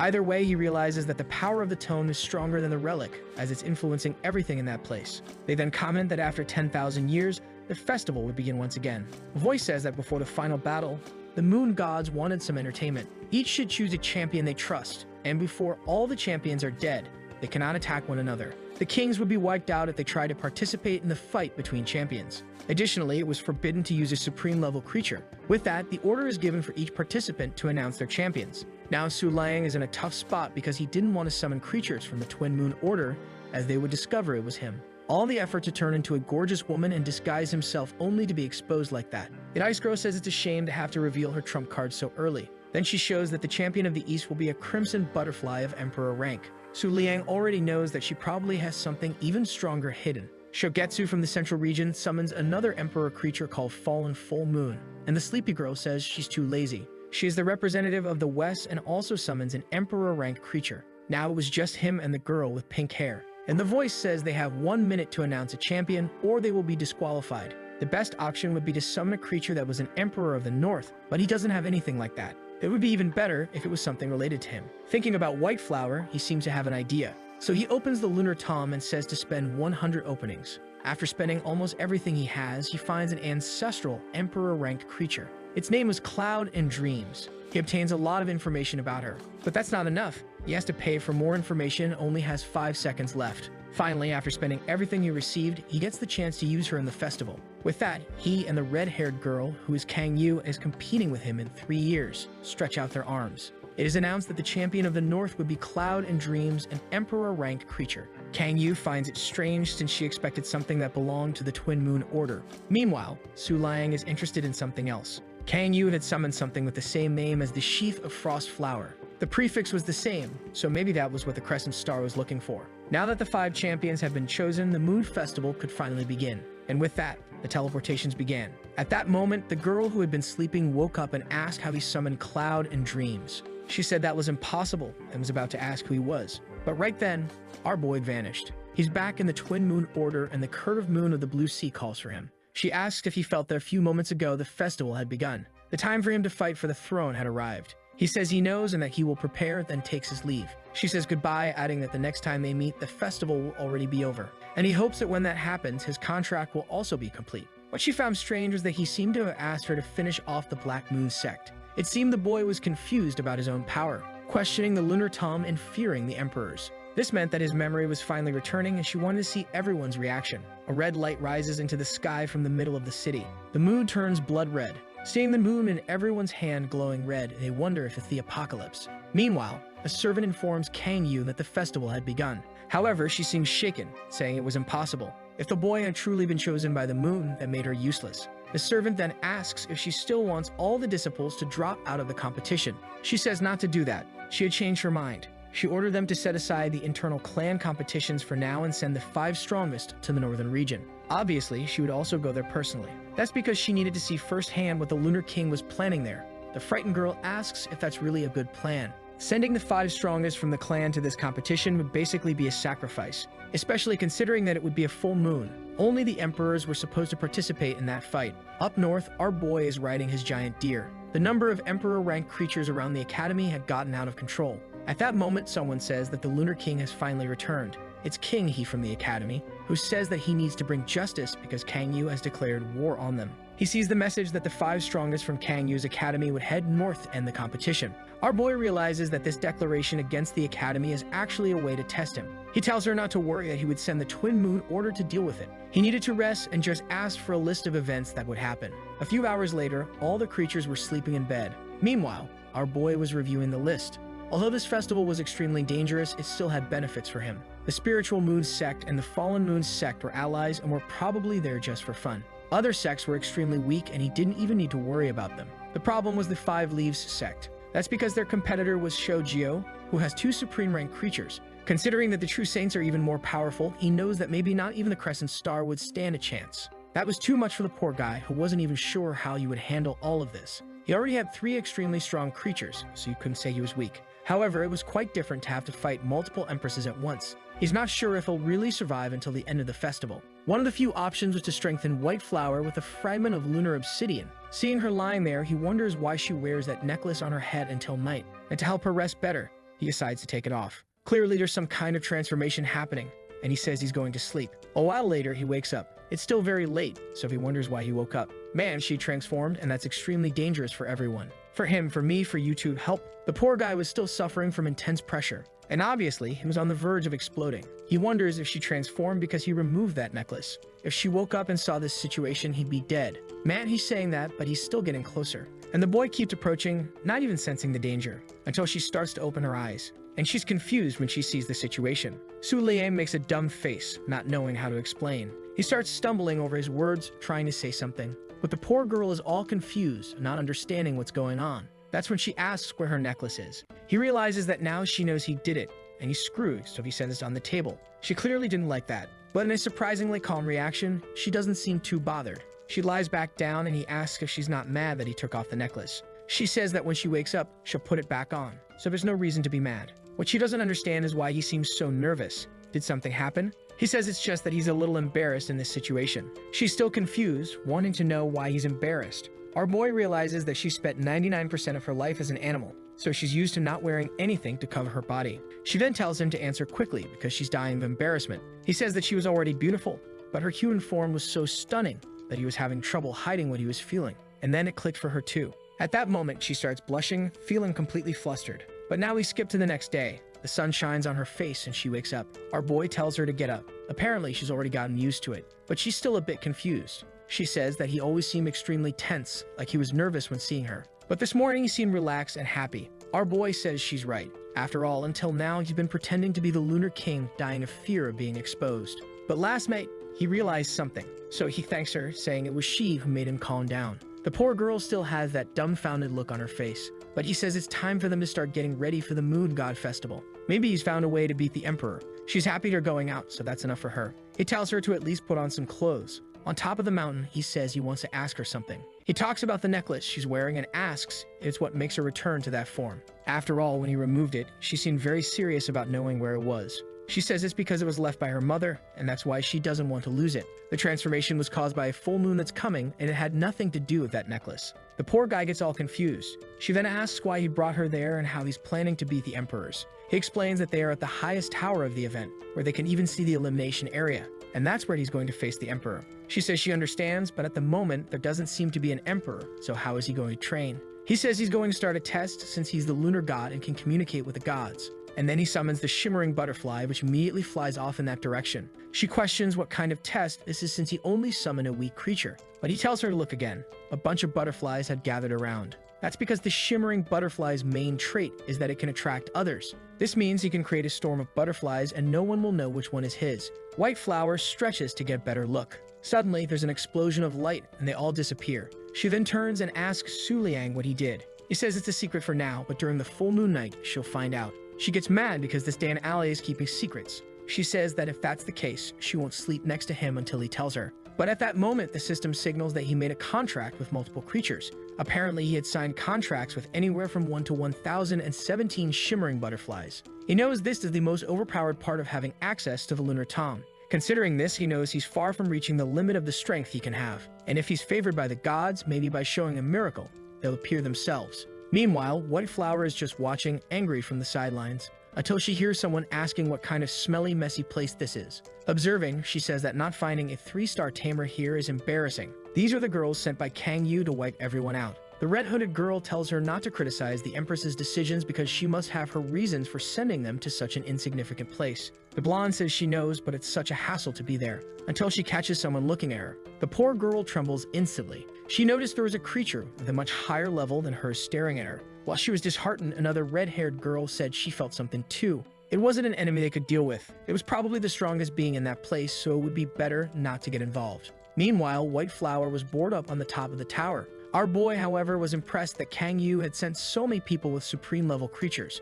White Flower explains that he has no idea how rare this type of event is, which is why she's investing so much. He sees that she's not very happy and asks if she's still mad. She just turns her face and he says they should make peace. But the poor guy is being ignored, so he decides to pull a prank. Since she wanted to act like that, he was going to have to use his ultimate move. He starts pretending to call out to people, saying he knows of a deer who enjoys some very peculiar series. She gets mad and tells him not to say that to anyone. He asks what's so wrong with the stories she reads that no one can know. She tells him to shut up and that if anyone else finds out, she'll take her own life. He tells her to calm down and says she should come closer because he wants to know why. He tells her to stop asking questions and get closer, or he'll tell everyone. At that moment, the poor girl realizes she has no choice. She's a little embarrassed, stalling, and slowly she starts approaching. Our boy says he was just kidding, but it's too late. She launches a deadly attack. Miraculously, she falls to the side. Or maybe not so much to the side after all. Actually, the side doesn't matter because she sorted things out anyway. She leans in and whispers something in his ear that we don't get to hear. Then she pulls away, but the warrior is trembling a little, and she tells him to stop trying to take advantage of others like that. It's ridiculous. She says she's tired of him and is going back to the Moon Pavilion. He better not even think about visiting her there anymore. With that, she disappears right in front of him. Our boy feels dejected because she said a bunch of things to herself, ran off, and vanished just like that. He thought that threat was dumb, and what he didn't notice was someone approaching. What he still couldn't understand was how her shyness really worked. That's when the girl behind him asks if she's interrupting anything. She's the second seat known as White Rabbit from the Twin Moon Order. Su Liang tells her she can say why she's there while silently thanking that White Flower ran away at the right time. The girl says they managed to severely injure the Black Moon sect, but they got away. He thanks her and says that on the full moon, everything will be settled. He already figured it wouldn't be easy to deal with an organization with such a long legacy. So he calls for the moon in the lake. It begins to emerge in front of him, and from within it, the crescent star appears. He then speaks to the crescent star, saying they should make a deal. He wanted her to lend him her power on a full moon night. In exchange, he would provide information on where her sheath was. At that moment, she seems to sense something and her eyes slowly begins to open. As soon as she becomes conscious, an enormous light radiates from the top of the tower. The people from Kang's sect are all terrified, wondering who's at the top of that place. The Crescent Star grabs the lance and the transformation is finally complete. Seeing that she didn't kill him, he imagines that it was a yes. He then spends 30 points from the tome to gather information about the creature of his sheath that Kang summoned at that meeting. As always, the book starts searching for something. However, it warns him that due to insufficient authority, some information will be hidden. He wouldn't be able to obtain details about the creature called Frost Flower. The only thing he knows is that it is the sheath of the Crescent Star, one of the 7 sacred weapons of the past. The 7 were the greatest creations of the past and beast-type weapons. Each one possessed a different core ability that allowed a master to advance to the next level. A long time ago, the Crescent Star was separated from Frost Flower during a battle in the east. But the system gives a warning. He would need to form a true contract with an Emperor-ranked creature to have enough strength to survive this fight in the eastern region. He already knows that for such a requirement, she must have a Supreme Lord-ranked creature, and the problem is getting the sheath from them. He then says that Frost Flower is in the eastern region. The Crescent Star doesn't seem to react. He then warns her that to get it, they would have to fight against the Queen of Feathers from the frozen forest. That doesn't seem to excite her much. And suddenly, she turns around, clenches her fists, and our boy is just watching. Currently, there's no chance that the Twin Moon Order could defeat this Celestial Queen. She would be a target dozens of times stronger than Kang Yu, who was already going to be a problem for him to defeat in 3 years. However, he could see that the Crescent Star was desperate. He mustered up some courage and said that for this, he would ask for 3 years. If she gave him that time, he swore he would take down the Queen of the Frozen Forest. The Crescent Star turns, looking a little confused, and he wonders why he promised something like that. He's even feeling insecure that she won't believe he can actually do it. Once again, this woman says nothing. She then speaks, saying that for hundreds of years, the 7 weapons had always been against the Butterfly Moon Goddess. She had always been hostile and harbored hatred. However, she senses honesty, and for a moment, she was happy that he had allowed her to dream. At that moment, our boy is boiling with rage. This damn woman had been pretending to be mute but knew how to communicate the whole time. All that time she spent dancing and ignoring him was apparently just out of spite. However, he decides to let it go, since what's done is done. So he says he'll do his best to keep this dream alive. But he wants to know if she's finally going to give in. She says that the rivalry goes way back, and if he truly wants to conquer the sheath, a true union wouldn't be impossible. However, if he wanted to reproduce, it couldn't be done without the sheath. What does she mean by that? Our boy is as confused as we are. Meanwhile, in the Academy's welcoming hall, the blonde girl is shouting that he doesn't know what the child said, and the goth girl tells her that she'll say it one more time and orders her to leave. Kang Yu had already declared war against them, so trash like her shouldn't be around. Her friend appears behind her and tells her it's better to stay quiet. That girl is a direct descendant of the curved moon of the Blue Sea, and not even Kang Yu could do anything against her. The red-haired girl approaches and asks if she isn't Princess Bai Yu. She says she knows Bai Yu has a sacred body, but she's 10 years too young to be challenging the people there. This so-called sacred body allows any lunar beast to use its full power when controlled by her. The princess responds that if she's going to lose, they'll have to find out, but that building was sponsored by her empire. And as a princess, she gave the order that none of them were allowed in, so they can turn back. The girl starts losing her cool, telling her not to push her luck. But the princess just smiles and throws her aura in everyone's face. However, who shows up is the Silver Bunny from our boy's organization, saying to let them through because it's the Lunar King's order. The red-haired girl recognizes that this girl belongs to the Twin Moon Order, and she simply repeats, telling the princess to let them pass. The princess smiles and tells Sister Bunny that it's fine then. With that, Kang Yu's girls finally enter. The princess then asks Silver Bunny what seat she holds in the Twin Moon Order. She responds that she's the 2nd seat and asks why. The princess just says that in that case, the 12th seat must be only a bit stronger than her. But she guarantees that in 3 years, she'll be strong enough to challenge the 1st seat. Silver Bunny simply says she's looking forward to the day they can fight side by side. But she's already thinking that this girl is extremely arrogant. Still, once the challenges begin, they'll finally see the power of this sacred body. One night before the full moon, someone hides behind a tree while others are passing by. She's confident because the guards are too weak and no one senses her. She asks if everyone is having fun. A drop on top of a leaf replies that yes, but they should be careful because they're in the northern region. The other responds that they're there out of curiosity to see what happens to the Black Moon sect. Not only do they want to know who will win in the end, but also which beasts favor the moon god. After all, at this moment, he seems like a 1-star tamer. So how will he defeat an emperor? She then asks why the guy above isn't saying anything. He replies that the fact the Lunar King is a 1-star tamer is actually the most frightening thing of all. Meanwhile, our boy is still up on that tower. Please wake up already. Suddenly, he sees a light in the distance and seems to notice something approaching. Man, it blew up his tower. From below, it was that damn antelope who says she finally managed to kill that cursed guy. She congratulates Black Whale for helping her figure out exactly where he was. The guy asks how they're going to escape from there. She says it doesn't matter because she's taken down the Lunar King. From now on, the gods would look favorably upon her. However, that's when she feels something strange. Up above, our boy congratulates the moon in the lake and immediately calls for the Crescent Star, who now likes him and shows up right away. He tells her to open her eyes, and the moment she does, she's ready for battle. Antelope realizes she's in trouble. She slams her hand on the ground and activates a teleportation zone. A second later, she's gone, leaving the two behind. The guy shouts her name because not only did that damn girl abandon him, but also the beast. The antelope from the girl creates a barrier, but Su Lang simply raises his hand and sends the Crescent Star. The attack explodes the tower, and man, the two idiots disintegrate. Meanwhile, the antelope thinks she's safe, having gotten so far away, until she feels something coming. When she looks back, there's already a green energy. Another poor soul swept away. In the competition arena, Xiaoju is telling everyone that the tournament is about to begin. She's not going to miss a single detail, so everyone better hit that like button. The little streamer is all excited today, with hundreds of times more viewers than usual.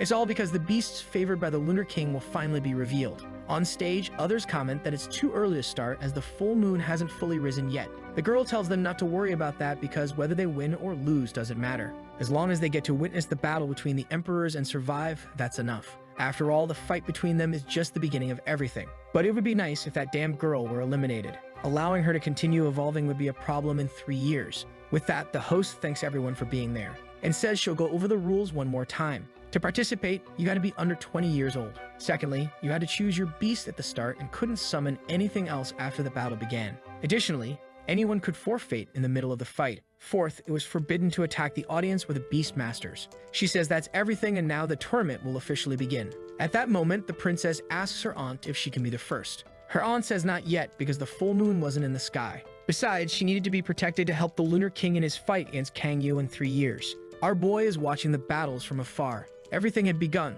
but the real threat wasn't there yet. He can sense that some Emperor-rank beings are approaching, and that's the real problem. They were probably coming to observe his fight against the Black Moon sect. The Crescent Star then asks if he can feel it. He asks if she's talking about the Emperors. She says it's something much more important. The moon gods were watching his every move. Meanwhile, in the arena, there's an explosion happening. An alligator roars upwards. The poor guy is feeling sad that his favorite beast was annihilated. The blonde is practically falling asleep, saying these fights are getting too boring. She asks how many fights have already taken place and whether it was time for something high-level to join in. Her friend explains that this was the 5th fight. She stretches and says they're wasting time there. Since these fools weren't going to make a move, she would start. With that, she jumps into the battlefield and asks if anyone from the Bu Empire is willing to fight her. The princess on stage is furious, but her aunt tells her it's not time yet and that she should stay still. However, she doesn't care and jumps anyway. The aunt repeats that it's too dangerous, but the princess says it's fine. She just wants to kill some time. Besides, she knows the Black Moon will arrive soon,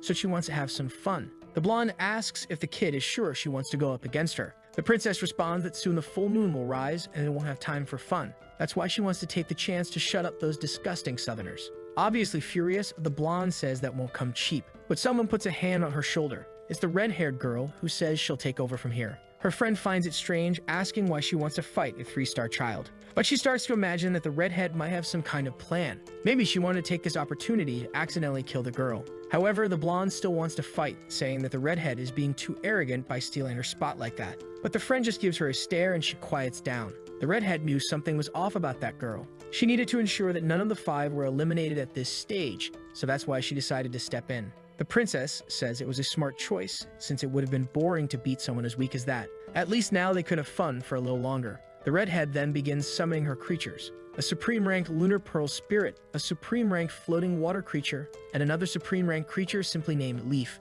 She then tells the princess to hurry up and summon her creatures, or was she planning to flee the competition? The princess says her companion is a bit constipated, so it might take a while. Everyone is confused by that statement. The redhead says that's fine, she can take as long as she needs. The entire audience is watching eagerly. Suddenly, the princess shows a pill and pops it into her mouth. The blonde says it must be some kind of drug and that she's cheating. However, the redhead knows it's not a performance-enhancing pill, but a cultivation pill. The girl says that would only make sense if she was about to evolve, and that's when the princess opens her eyes. At that exact moment, she advances to 4 stars. The blue-haired girl says that now she can probably use her beast's full power, but even that wouldn't be enough to beat the redhead. However, the princess says that's already enough. Suddenly, 2 lights burst from her. The the radiant moon's soul and the sound of the crescent moon. The redhead asks if she really thinks she'll win with those creatures, and warns that no one from the Empire will interfere in the fight. The princess pauses for a second and starts laughing, saying the redhead is hilarious. It seems the Southerners know nothing about the sacred body, but that's about to change very soon.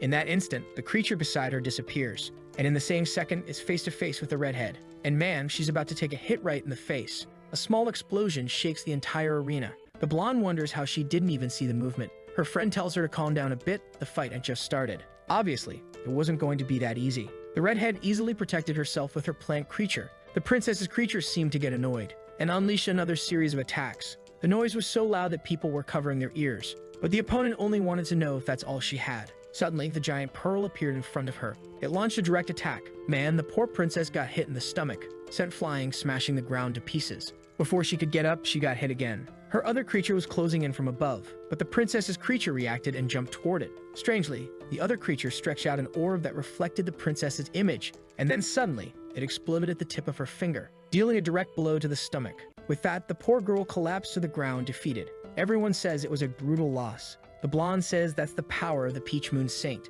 Clearly, the princess didn't stand a chance. At that moment, a bubble surrounds the princess. The Peach Girl says the fight is over. However, the damage she caused seems to rebound directly onto her. An explosion hits her, and she staggers back, wondering how the damn girl managed to reflect the attack she was going to use to kill her. Worst of all, her creature didn't seem able to defend against it. The poor girl is all worried, not knowing what to do. She moves closer and casts a power that starts healing her bit by bit. With that, she's finally restored. Her friends breathe a sigh of relief. Now she knows the bubble attack won't work, so for now, she'll have to rely on the pearl. Its power was explosive and fast, so it was hard to stop. But suddenly, the mermaid on the ground starts moving. Strangely, she seems to be undergoing a mutation.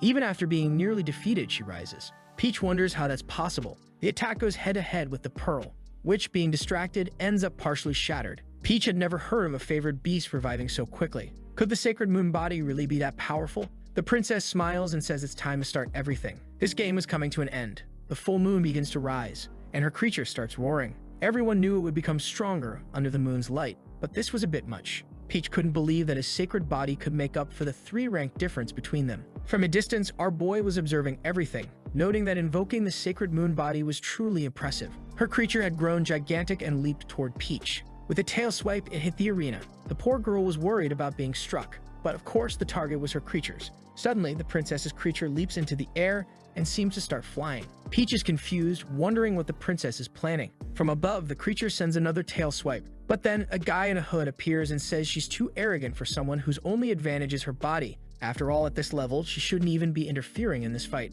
He stretches out his hand, and immediately, a lightning bolt strikes, frying the poor girl. She writhes in agony until the princess's creature falls. The girl is saddened since the time was coming to discover what the Lunar King's secrets were. Then she realizes that not only her phone, but everyone else's phones stop working. Suddenly, a strange bunny appears in the arena, and right away it slaps with its ears. The guy shouts the name of Tinta, and a black wall rises to the sky. Suddenly, a similar, but supreme-ranked bunny appears in the middle of the arena. He says to the protagonist bunny that she looks like a lunar rabbit, but seems a little different. He wants to know if she's male or female, and if she can talk. Seeing that she can't communicate, he says it won't be much fun. Then something starts forming in his stomach. With his ears, he pulls out 2 spike balls. The bunny lets out a roar, and in the same instant, leaps toward him. But man, here comes the attack. It strikes, and the poor bunny is hit hard in the stomach. My friend, she was blasted far out of the arena. The guy, excited, says they're getting closer. Meanwhile, our boy is just hanging out with his butterflies. From atop a building, White Flower asks what they're going to do. He says for now, no one should worry. That bunny's recovery ability is stronger than even the sacred body itself. But suddenly, both the moon and the crescent flower seem to sense something. Above the arena is the Lightning Moon Princess, who sends an attack toward the arena. Once again, the city is about to be completely destroyed. Almost everything is obliterated, except for a barrier they had raised. It had been put up as a countermeasure in case something like this happened. But she's worried about what happened to the Lunar King. Strangely, though the castle he was in seemed untouched, the Lightning Moon Princess says that's impossible. How could even an attack like that not make the Lunar King move from his position? But our boy is terrified. The moon in the lake had already protected him from several attacks from the Crescent Star. But this time, her energy was almost completely drained by the attack from the Lightning Moon Princess. At that moment, the Crescent Star steps forward and says she'll handle it. She leaps into the sky and begins floating in front of the moon. She raises her hand as if asking for something. People wonder if this is some kind of counterattack. At that moment, the Lightning Princess pulls out 2 weapons. Both merge and transform into 2 other women. They were eager to fight the Crescent Star, as she was a famous weapon. They charged forward, saying that she only had a chance in the past era because they didn't exist back then. But just then, a sparkle appears on her face, and the fools are wiped out in an instant. The battle had barely begun, and 2 supreme rank creatures were already eliminated. The hooded guy spits a little blood, realizing it wasn't going to be as easy as he thought. That's when he sees something forming above everyone, and the Thunder Princess raises a shield. Once again, the attack from the Crescent Star begins tearing up the ground. Chaos is spreading everywhere, and it's raining heavily in the area. The people on the stage are quite calm. Half the terrain had been decimated. Suddenly, the attack stopped, and the blade that was in the sky turned toward the crescent moon. Su Liang was impressed, especially since he hadn't even seen her power combined with the sheath. Peach realized that if he dealt with 3 members of the Black Moon Association so easily, it probably wouldn't be easy for Kang Yu either. Meanwhile, the princess was being pulled from the stage, saying that the Lunar King was truly incredible. However, the Crescent Star tells Su Liang that he shouldn't get distracted, because even that powerful attack can only be used once more under this full moon. He gets excited and says that being able to use it again is already more than enough. He then tells White Flower that it's her turn to step into the field and buy as much time for the team as possible. As usual, she's not too thrilled about being ordered around, but our boy tells her to follow the plan. They're just preparing for the arrival of the real emperors. And that's when he notices something. He was curious to see her appearance under a full moon. Who could be coming and how dangerous will it be? Meanwhile, the mages think that winning a 3-on-1 fight would be good enough. Behind the Black Rabbit, something begins to rise. He turns around to see what it is, and our boy's little bunny is back fully healed. He realizes she has high regeneration and says this is going to be fun. She leaps toward him and he says she's still too clumsy. With that, he starts spinning his ears. Man, she goes head to head without hesitation, but there's something else coming from above. He slices her ear, but it quickly regenerates. He starts to get confused, wondering how a beast could recover so much of his body like that. So he speeds up and cuts her 3 more times. But the next second, she's back again. The poor guy is trying, but he's already exhausted and can't manage to kill her. He begins to think that maybe the best idea is to trap her and get out of there. With that, he throws his ears up and announces that he's going to finish this. He lands a full-on attack on her. Once again, an explosion rises, destroying everything. Peach is impressed that the ground had been torn apart, or rather, he had dug a hole. The excited enemy says that now, with kilometers of distance underground, she won't come back. Meanwhile, our boy is impressed with the strength of his bunny. But now that she's been buried, he's unfortunately going to have to call for the Crescent Star. However, that's when he notices something strange. The ground in front of the Black Rabbit begins to tremble. And look who's back from the hole. Man, she's looking a little purple, isn't she? The enemy realizes she's evolved into a mid-level rabbit. He'd never heard of a creature being able to change species like that out of nowhere. But in our boy's book, it says that exposure to or fluctuations in emotions can speed up evolution. That's when he realizes that she'll keep getting stronger as time goes on. However, the other creature isn't thrilled, saying he'll never fight equally with such a weak lunar rabbit. He charges at her and delivers another ear strike,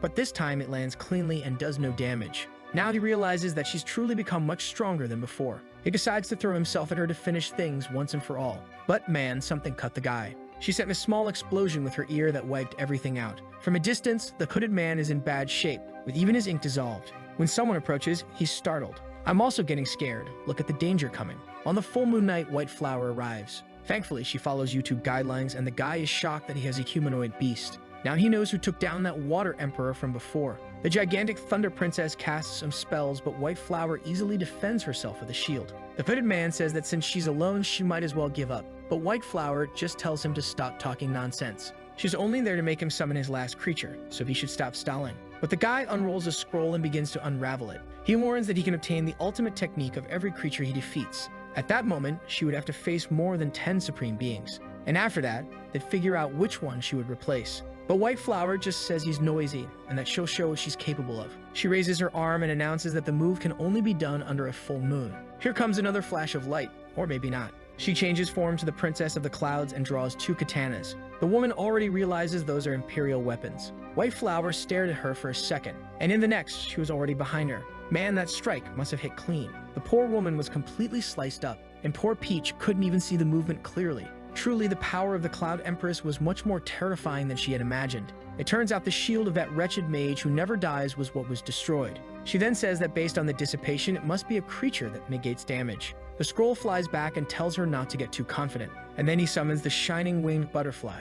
That seems to impress White Flower, and suddenly a barrage of lights rushes toward her. She easily dodges the first attack, but it ricochets and comes from behind. With that, the poor girl's outfit is cut. Thankfully, we're still family friendly, but suddenly, everything explodes in the sky. She appears behind the scroll and asks if he's going to use those mediocre techniques again. The poor guy wants to know what happened, but White Flower just tells him to stop relying on those with less power than him.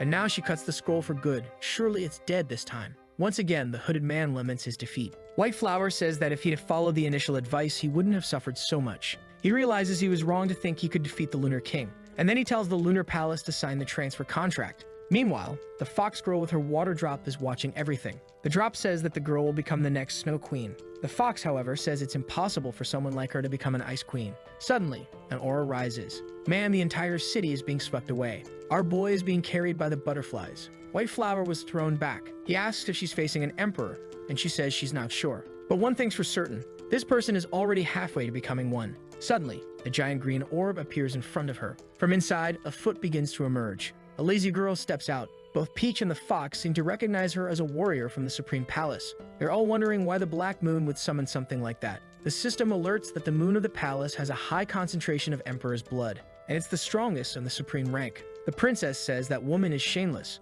and all of the Twin Moon Order would have to take her down together. She seems quite lazy, until she suddenly notices something. The Thunder Girl asks what's wrong, and she says that the moonlight there isn't normal. Also, there were tuning glowing butterflies, which also didn't seem natural, considering they were in the northern region. The guy asks what she means by that. He says it doesn't matter, half the butterflies are here, but it won't make a difference. The important thing is the opponent in front of her, whom she recognizes as White Flower. She prepares a power in each hand, and suddenly claws appear in their place. White Flower just gets ready without saying a word. She vanishes immediately, and the two collide above the arena. While they zigzag back and forth, no one can even see what's happening. People are amazed that White Flower is actually going head-to-head with her, and Su Liang had no idea she could handle so much intensity. This was a supreme-level battle on a scale he had never seen before. This kind of thing, humans like him couldn't even intervene.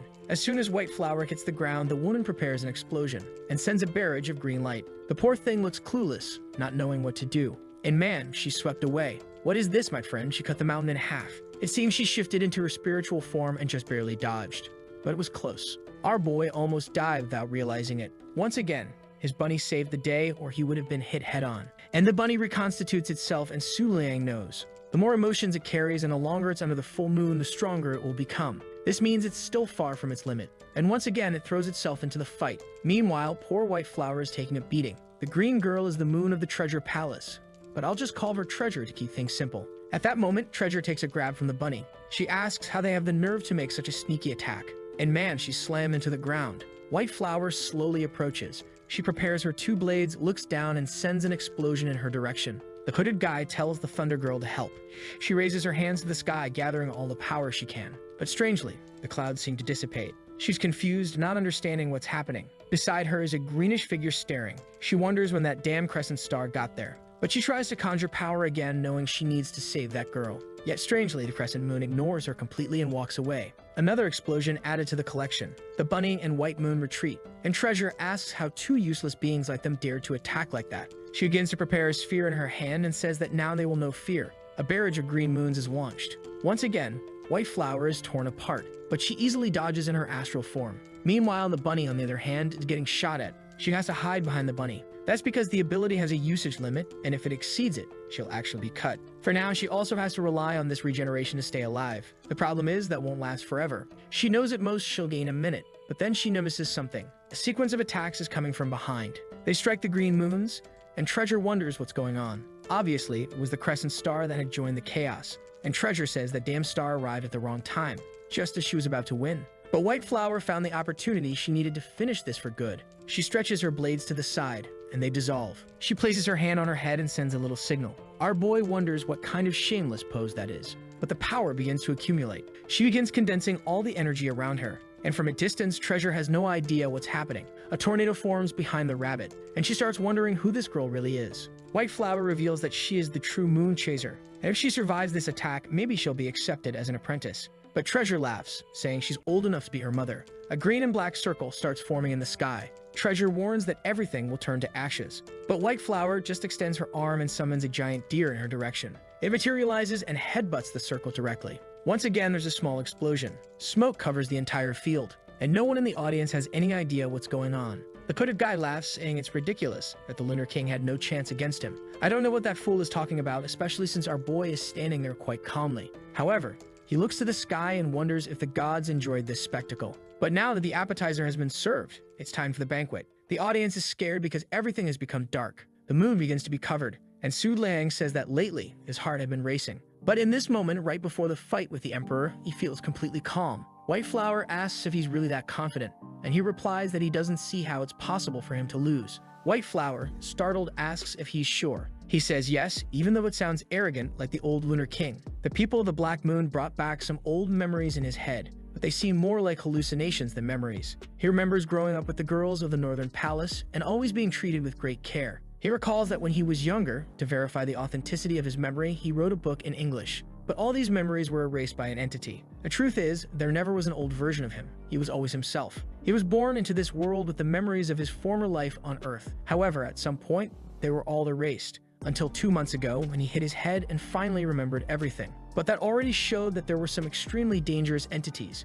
Just as the people of the Black Moon said 3 years ago, he had a very important pet. And he knows that this is the key to becoming God's apostle. A giant paw begins to descend from the sky. Horns and long hair. Miraculously, I thought it would be a girl, but it's actually just a giant goat. And man, talk about giant. The colossal creature stares down at the entire arena. The arena still has that barrier, but it won't last much longer. Our boy knows that as soon as it falls, innocence will die. The giant goat says that the Black Moon cult has become decadent for summoning her for something like this, and asks who the opponent is. He asks for help in killing God's apostle. She looks in disbelief and says that for them not to be able to handle a weak region like the North, the organization has truly fallen. But since that's the case, they'll have some fun before the end. Su Liang stands there with his butterflies, all stylish. When suddenly, he pulls a liquid from his pocket. He tells White Flower that he pulled out Wing Fang Tong body fluid. That's right, folks.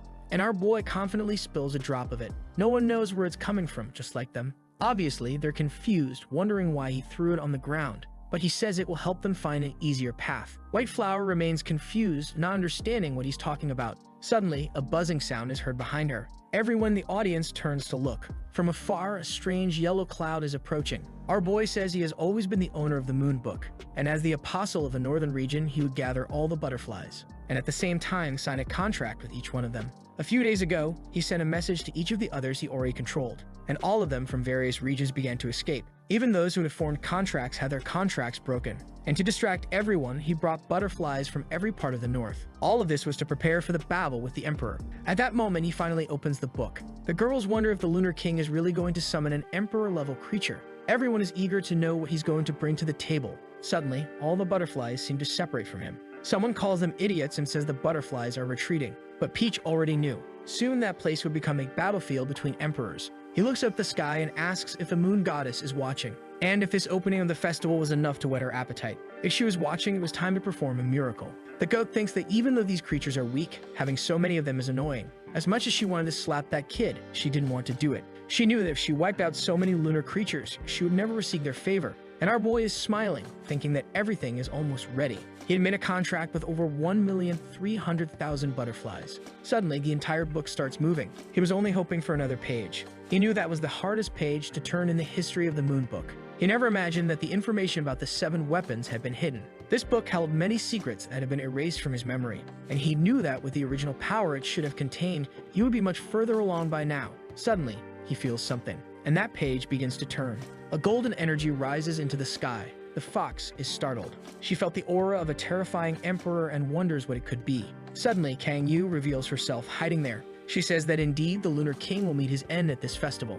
With that, she starts to disappear, saying there's nothing more to see, and she vanishes into thin air. The fox is confused, wondering how long that wretched girl had been standing right behind them. As Su Liang's butterflies seem to start gathering, a huge wing appears in the sky, and the people in the arena are even crouching down. But one is even crying, saying she never expected to witness such a miracle in her life. The hooded man asks the goat if she thinks she can beat that thing, to which she suddenly giggles and turns around crying, saying there's no way to beat that thing ahead. They had lasted a long time, but the Black Moon cult had come to an end. There was no way for them to win anymore, so it was time for everyone to give up. They would have to close the curtain because they didn't belong to this era. He's confused, not understanding why she's so afraid. And the goat says she's lived a long time but has never heard of a true apostle of the gods. However, it seemed there was one before her now. What appears on the field is the butterfly guarding the palace. The hooded man wonders what kind of emperor-level creature that is. It merely flaps its wings and an earthquake begins to sweep through the entire region, knocking everyone out. Even the thunder giant collapses to her knees. Not even our boy's creatures can stay on their feet. The poor fox is taking a hit by association. No one told her to stick her nose where it didn't belong. She knew that not even in the entire central region was there a being as powerful as that.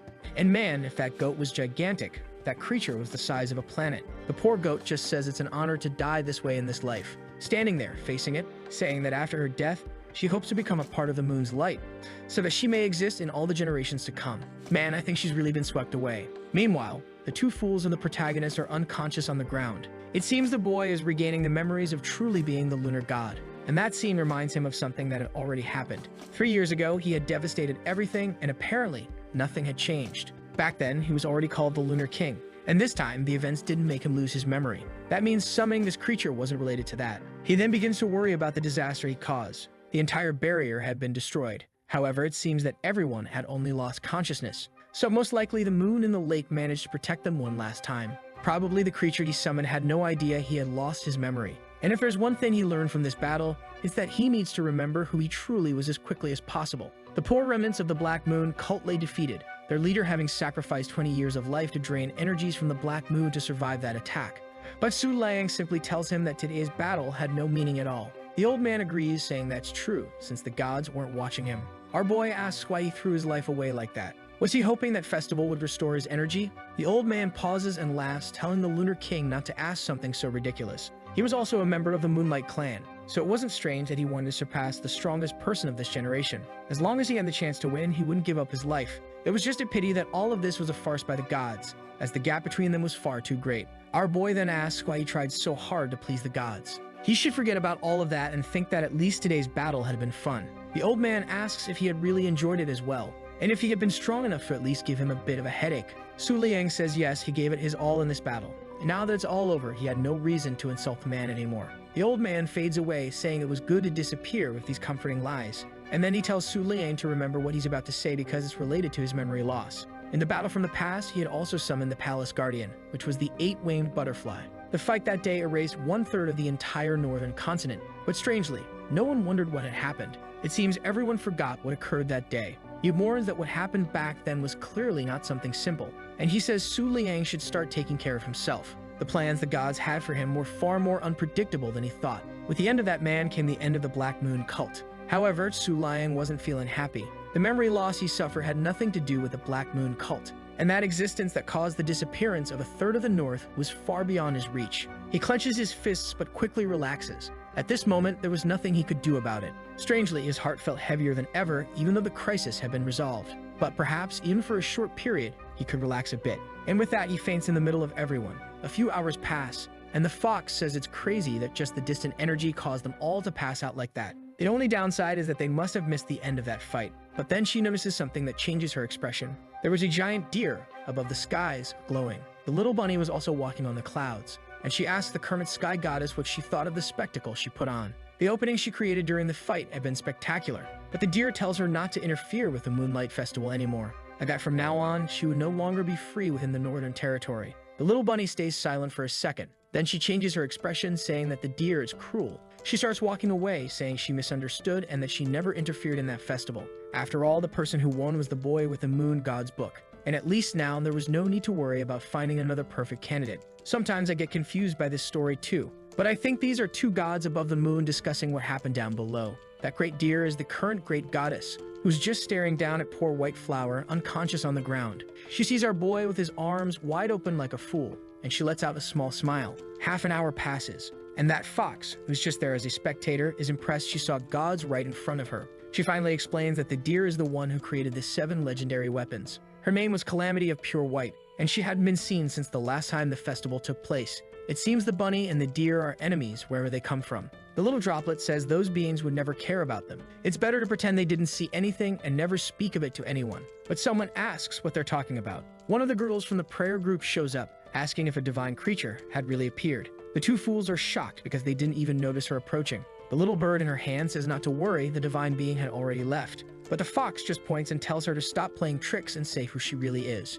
She introduces herself as a simple mortal, the administrator of the pet area of the Twin Moon Order, which belongs to our protagonist. She never imagined that two people from such a distant empire would be there, so she came to apologize. And this person in her hand had something to say. The bird suddenly locks eyes with them. Apparently, it's not weak, as the two are startled. She kneels down and seems to recognize the gaze. The little bird flies into the air and begins emitting a light. Man, and now it's all hairy. That's the Guardian of the Moon, part of our protagonist's sect. She warns them that they invaded the North without her permission, so they're banned for a year from coming to that place or transmitting any information. If she hears of anything like that, the two will be exterminated. She says she cannot interfere with the Moonlight Festival. But when it comes to the North, she still has the authority to punish whoever goes there. Now it makes sense why her name included Sagittarius. Manhwa Strike created a futuristic weapon with constellations. But alright, she kicks with an impact. I thought it would hit those poor folks in the fight, but no, it hit the Moon Goddess Palace. The place is always swept clean, and the old ladies are all scared. But the guardian of that palace also appears. She asks Sagittarius to calm down, saying the Moon Goddess Palace had no ill intentions toward her. And then she asks who gave permission for that wretched girl to leave and cause trouble. At that moment, the princess from the beginning shows up. Someone says the fourth concubine will be expelled in 3 days, and she just says yes. Apparently, she was the fourth concubine because she was already in some abandoned ruins. Sometimes I don't understand what's going on either. The place exploded, the girl left, and she got expelled. Who knows? Looking at a picture of the girl, she wonders why they say the northern part doesn't exist. She wanted to know what happened 3 years ago and if he already had an answer. The famous Su Liang, Moon God, and her nephew. Our girl, who's still unconscious in the arena, starts to wake up. He opens his eyes and finds himself in a strange sky where he's supposed to receive his rewards. But when he looks to the side, he sees something strange.